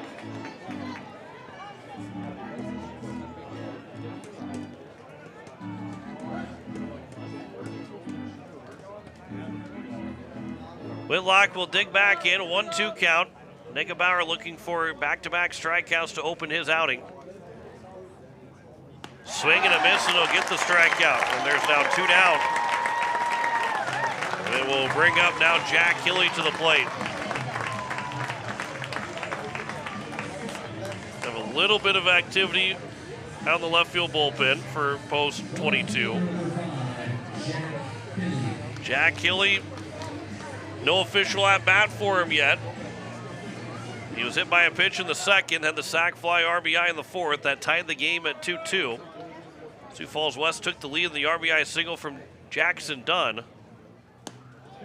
But then that bottom of the 5th inning turned into a 4-run inning for Post 22. An RBI for Brixton Steen and Kane McLeod, and then a 2 RBI single for Hudson Ogle. That one's over for a strike, and the count's now 1-1. Winner of this state championship will go to Mandan and play in the Central Plains Regional starting next week in a 6-team tournament. That one's over for a strike, and the count's 1-2. Obviously, Mandan, one of those 6 teams, then the North Dakota champion or second place to Mandan will join the Chiefs in the Central Plains Regional, along with Minnesota, Nebraska, Iowa. Here's a ground ball to the first baseman. It is going to be a fair ball, and that will take care of the inning. 1-2-3 inning for Ryan Negebauer. And it is now going to be 3 outs away for Post 22 to try and win a state championship. We will step aside. We'll come back with the bottom of the 6th after this.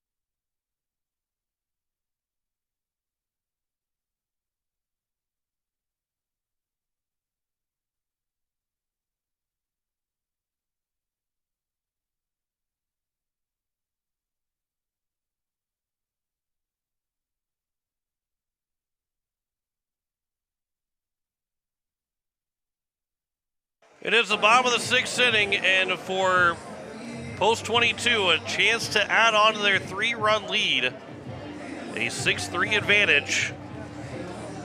Jackson Reeder, Wyatt Reeder, and then Reagan Koskin. If anybody reaches base, it'll go to Josh Elder. Sioux Falls West needs to keep this a 3-run deficit. Then they'll have to score 3 in the 7th, at least 3 in the 7th. They have to win this game to still have a chance to win the state championship. If they do come back, we will have a final game. So it's not, Post 22 would tell you it's necessary to win this first game, but it's not necessary that Post 22 wins to finish out the state championship in this game, as that one is missing and the count's 1-1. Here to Jackson Reeder, who is 0 for 2 with the walk.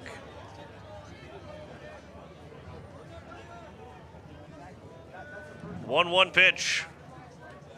That will miss low, and the count's now 2-1. In Post 22, last won the state championship in 2022 here in Rapid City. 2-1. That one will hit Jackson Reeder, and it's a runner on at first with nobody out, and it will bring up now to the number 3 hitter, Wyatt Reeder, to the plate.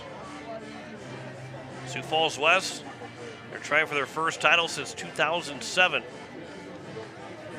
Number 18, second baseman, Wyatt Reeder.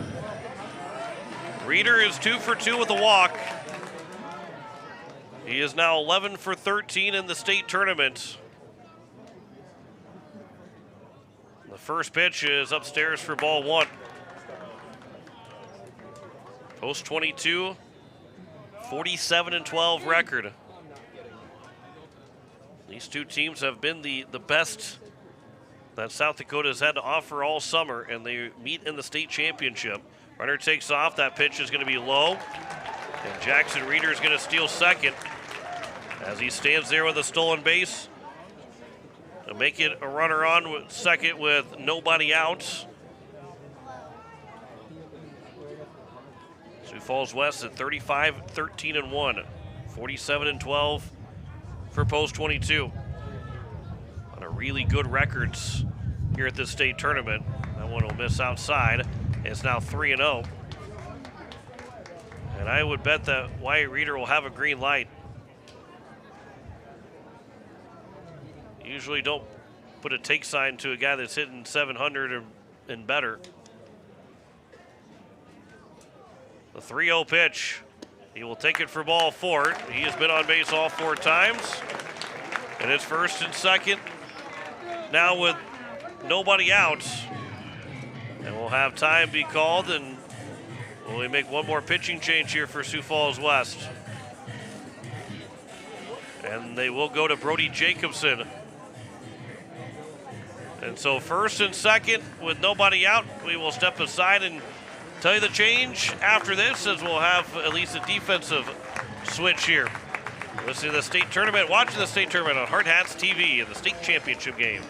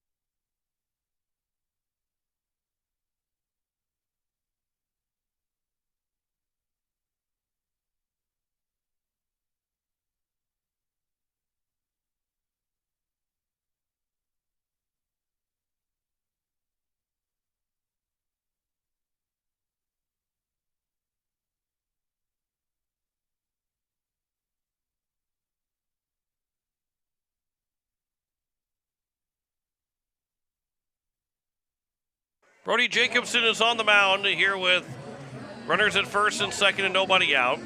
This will be the second time that we've seen Jacobson throw, I believe. Actually, it's going to be the first time that we're seeing Jacobson throw in this state tournament, as he is so far on the season coming into the state tournament, throwing 28 and a third innings, a 3-2 record. He's 3 for 3 in save opportunities, 23 hits allowed,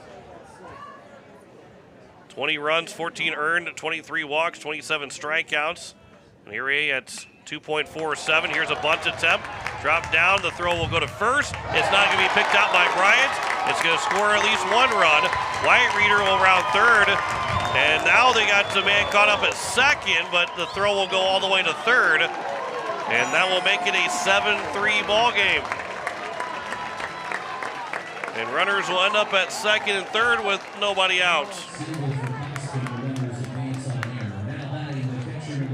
It's a single for Koskin on the bunt.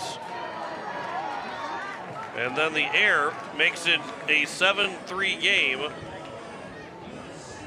from the throw from the pitcher in Jacobson. And so now, Post 22 can really put the clamp down in this game. Josh Elder, who is 0 for 2 with a walk. Infield is in all the way around. They want to keep this a 4-run deficit. They have to keep this a 4-run deficit. It'll be 9-1-2 in the 7th inning. Montanel Jensen, Lawson Hensley, and Brody Jacobson.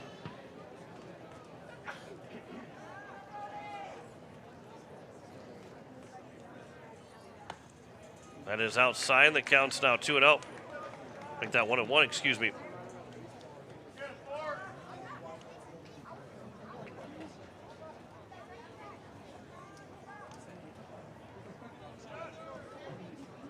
One coming here to Elder. Swings and misses, and the count's now 1-2.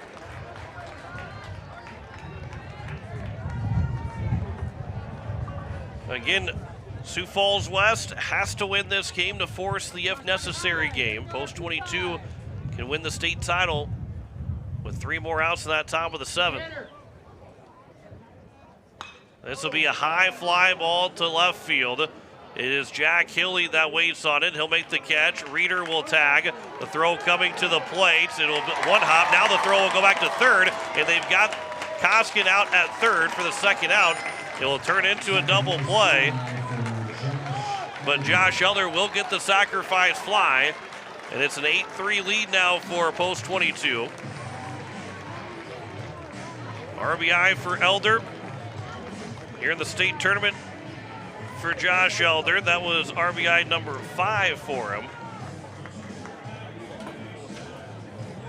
And so now there's nobody on and 2 away. And an 8-3 lead for Post 22. It turns into a 7-2-5 double play. Hadley Burris, the first pitch will be taken high for ball 1. He is 0 for 2 with the walk. 5-run advantage here for Post 22, now in the bottom of the 6th inning. That will take for a strike, and the count's 1-1. Noah McFarland will give up those 3 runs. Only 1 going to be earned, as there's a swing and a miss. Count's now 1-2. And quite a bit of activity out in the left field bullpen for Post 22. Counts 2-2.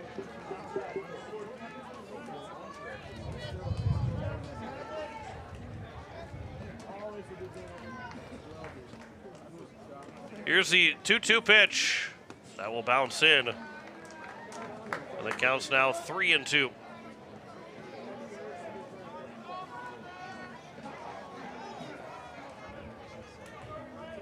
(3-2) on its way here from Brody Jacobson to Hadley Burris. It's a walk and extends the inning to now Brixton Steen, who is 2 for 3 in this ball game with an RBI. And in the 7th, 9-1-2, Jensen, Hensley, and Jacobson. And now the task has gotten even more difficult for West. They're going to need to score at least 5 in the top of the 7th inning. First pitch is a chopper over to third, fielded by the third baseman, and Duncan will fire to first, and that will take care of the 6th inning. 2 more runs will score on 1 hit in the inning. There was 1 error and 1 man left on. We will head to the 7th. Post 22, 3 outs away from picking up a state championship for the first time since 2022. We're watching the state tournament and the state championship on Hardhats TV.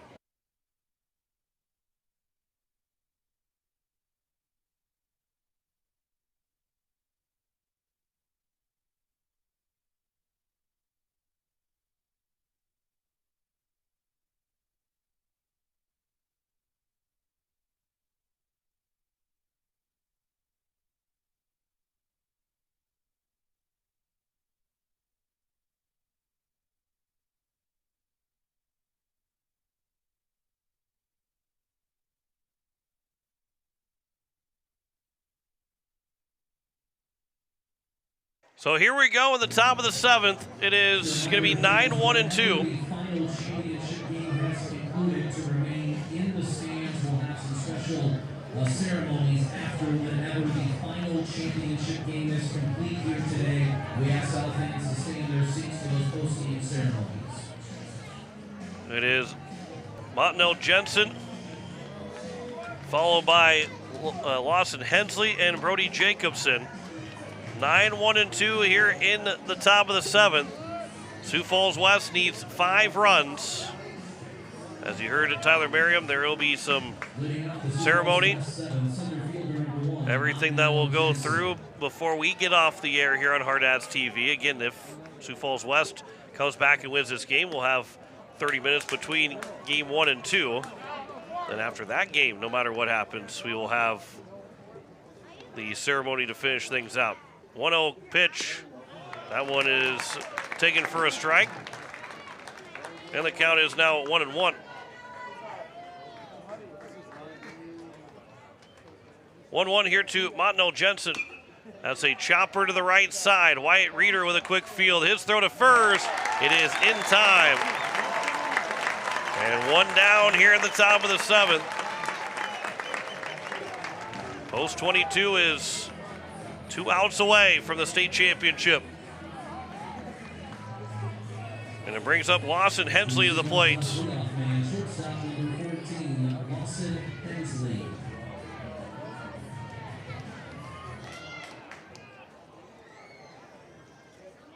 Here's a pitch that is fouled out of play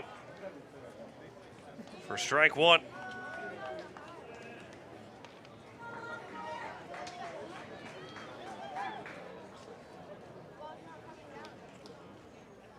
There's a ground ball over to third. This is fielded by Burris. 2 down. And now 1 out away for Post 22. They trailed 1-0, 3-2 in this game.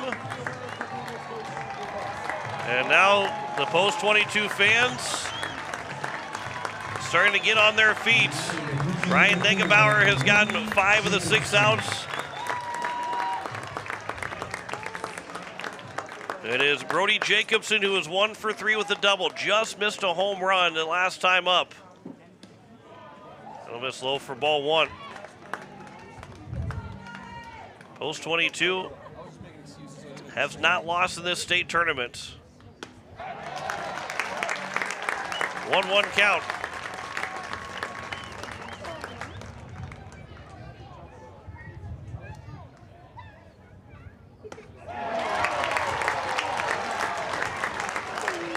One strike away for Post 22.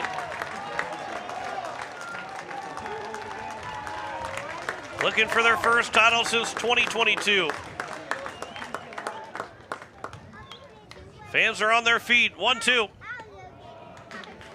2-2. 3 runs, 5 hits, and an error for Sioux Falls West. 8 runs, 9 hits, no errors for Post 22. Ground ball to first. It is a fair ball. Brixton Steen can't handle it cleanly. And the runner is safe at first. And the game continues to Boston Bryant. They will call it a base hit for Brody Jacobson.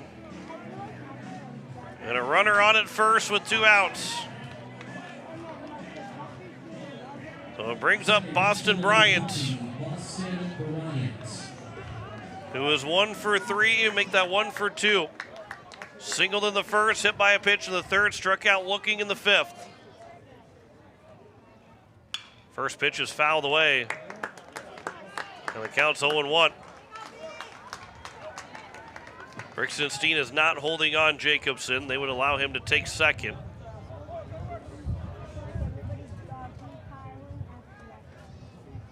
The 0-1 pitch, that will get to the backstop. So to second anyway will go Jacobson. And so the count's now 1-1.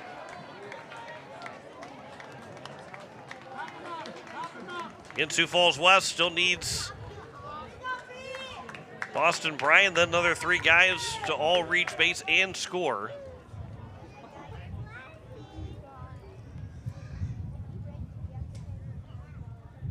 A 1-1. Ground ball to second. Wyatt Reeder will field. Post 22 is back on top. A state championship for the Hardhats.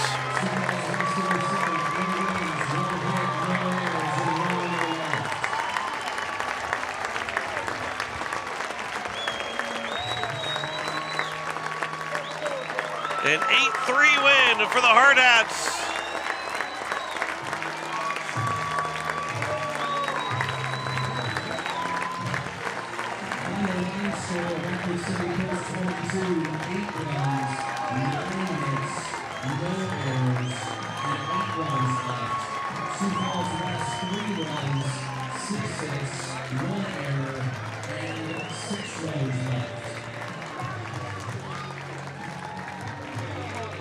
As they start to get ready for the ceremony, there is your celebration.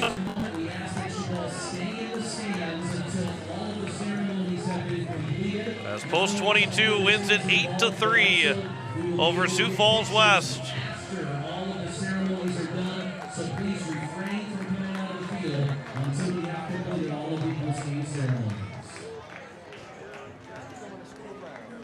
Handshakes happening at home plate.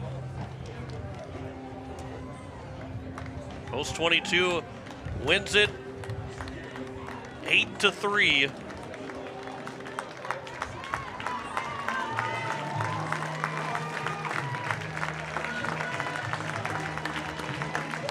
There's your box score that will pull up.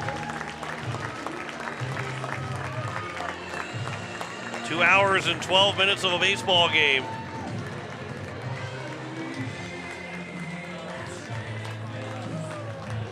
Again, we've got the ceremonies coming up here in just a moment. But as you see, 3 runs, 6 hits, 1 error. Sioux Falls West left 6 guys on base as they picked up that 1 hit in that 7th inning. Post 22 had 8 runs on 9 hits, no errors. They left a total of 8 men on base. Braden Stapert gets the state championship win as he goes 5 innings, 5 hits, 3 runs, 1 walk, and 4 strikeouts. Negebauer gets the final 6 outs, allowing a hit, no runs, no walks, and 2 strikeouts. As we send it down now to the field. What a game. I first want to thank Sioux Falls West for a hard-fought tournament. You guys have done it all. I thank the Sioux Falls fans, traveling, all the fans of all the teams that have traveled. And we want you to have a safe trip home. Wow, what a tournament. So at this point, I would like to turn it back over to the announcer while we present the awards. All right, at this time we have a handful of awards to hand out. We will begin with the Porter T. Talcott Sportsmanship Trophy. It is awarded to a team based on displaying the best all-around sportsmanship qualities both on and off the field. And this team will receive a plaque with a replica of the Talcott Trophy, which was given by friends of the late Porter Talcott, a longtime junior baseball enthusiast who was killed in an automobile accident near Huron in 1951. He was a member of Aberdeen and served as a lieutenant in the North Dakota 164th Division during World War I.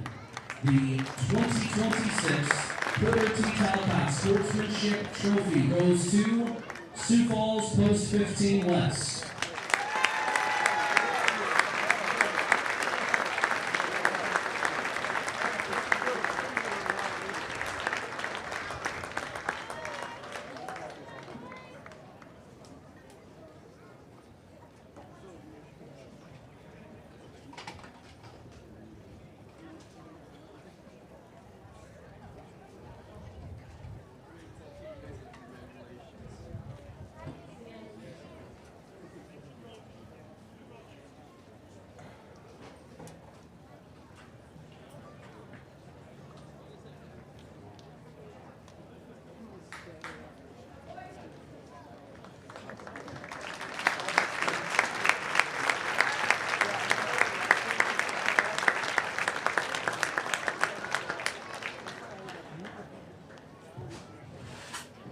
Our next award is the Big Stick Award. The Big Stick Award is sponsored by the South Dakota Umpires Association, and it is presented to the individual with a minimum of 12 plate appearances throughout the course of the tournament who finishes with the highest batting average. This individual went 10 for 13 during the tournament, finishing with a 727 batting average. The 2026 Big Stick Award winner from Rapid City Post 22, Wyatt Reeder.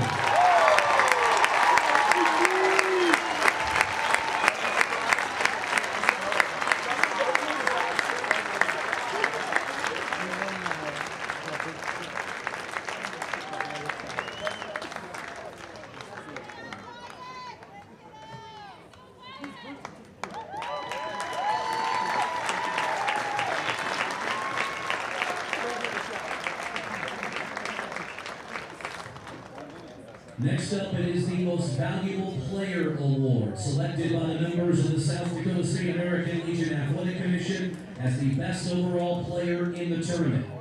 This individual had 6 runs batted in, 6 stolen bases, 2 doubles, 2 triples, 1 home run, a 2,369 OPS, an .824 on base percentage, and he went 10 for 13, hitting .727. The most valuable player from Rapid City Post 22 is Wyatt Reeder.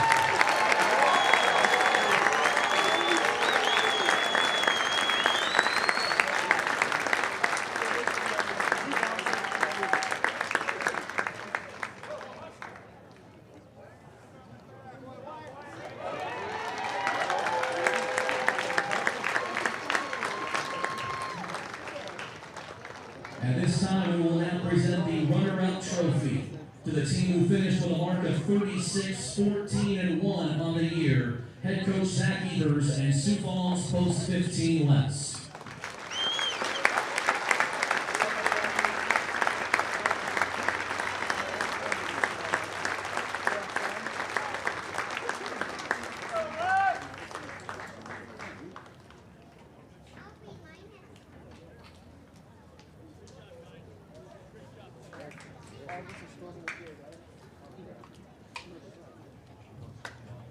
And again, let's hear it one more time for an excellent season for Sioux Falls Post 15 West in 2026.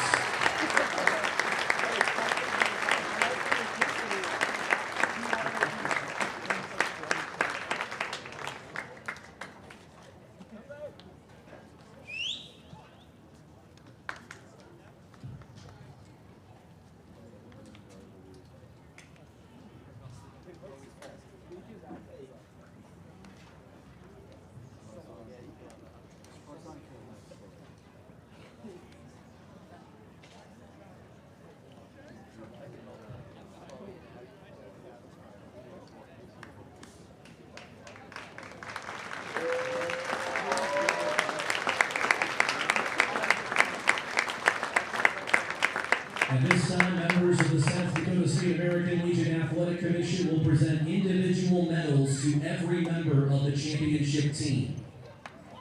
Beginning with the players, number 2, Kane McLeod.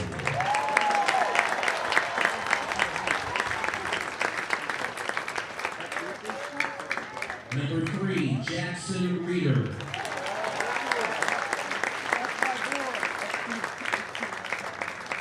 Number 4, Ryan Negebauer.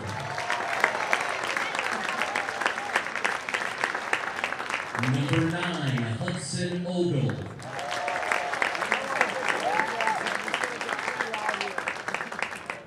Number 10, Aiden Roberts.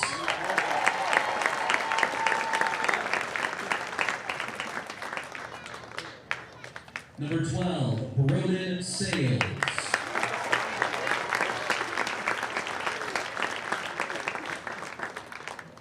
Number 13, Brixton Steen.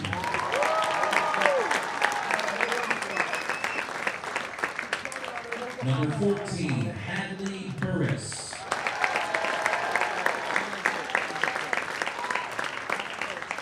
Number 15, Regan Turnquist.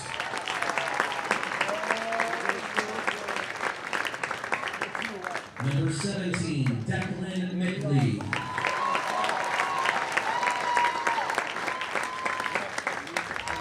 Number 18, Wyatt Reeder.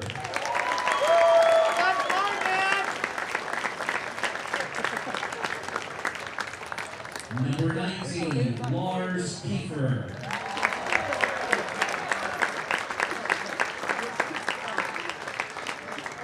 Number 20, Reagan Koskin.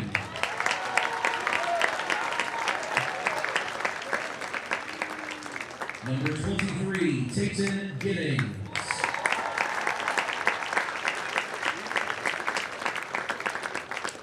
Number 24, Roland Fredrickson.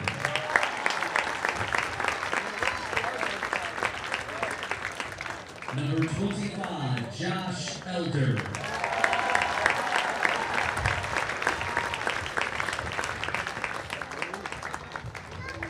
Number 27, Brody Lee.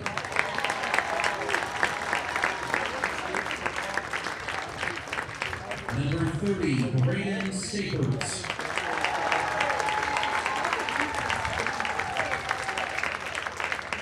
Assistant coach, Bud Bartholow.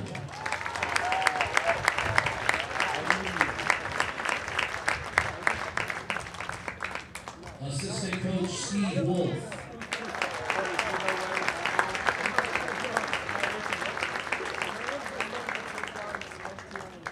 Assistant coach, Nick Ewing.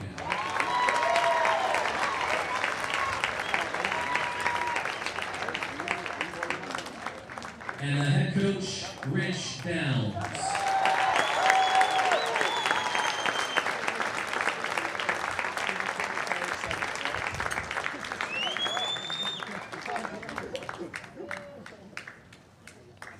And at this time, we have one final presentation to make. The champions from South Dakota will open up play in the Central Plains Regional in Mandan, North Dakota on Thursday at 11 a.m. against the Iowa State champions. That'll be Thursday at 11 a.m. The state championship trophy is presented in 2026 to Rapid City Post 22.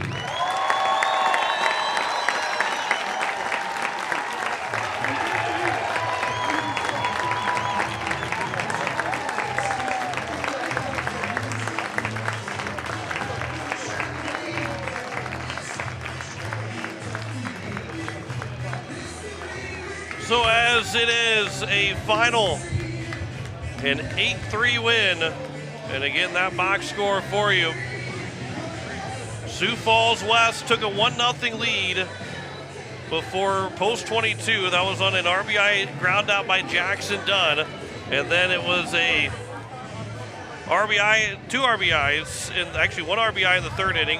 Lars Kiefer got it with a base hit, and then a double steal gave post 22 the lead, 2-1 in the third. Then in the top of the fourth, Sioux Falls West tied it up again. A sac fly from Jack Hilly Then the fifth, an RBI single for Jackson Dunn, his second RBI of the game, gave West a 5-4 lead. Make that a 3-2 lead, excuse me. And then 4 runs would score in that fifth inning. An RBI for Brixton Steen and Cade McLeod, and then a 2 RBI single for Hudson Ogle.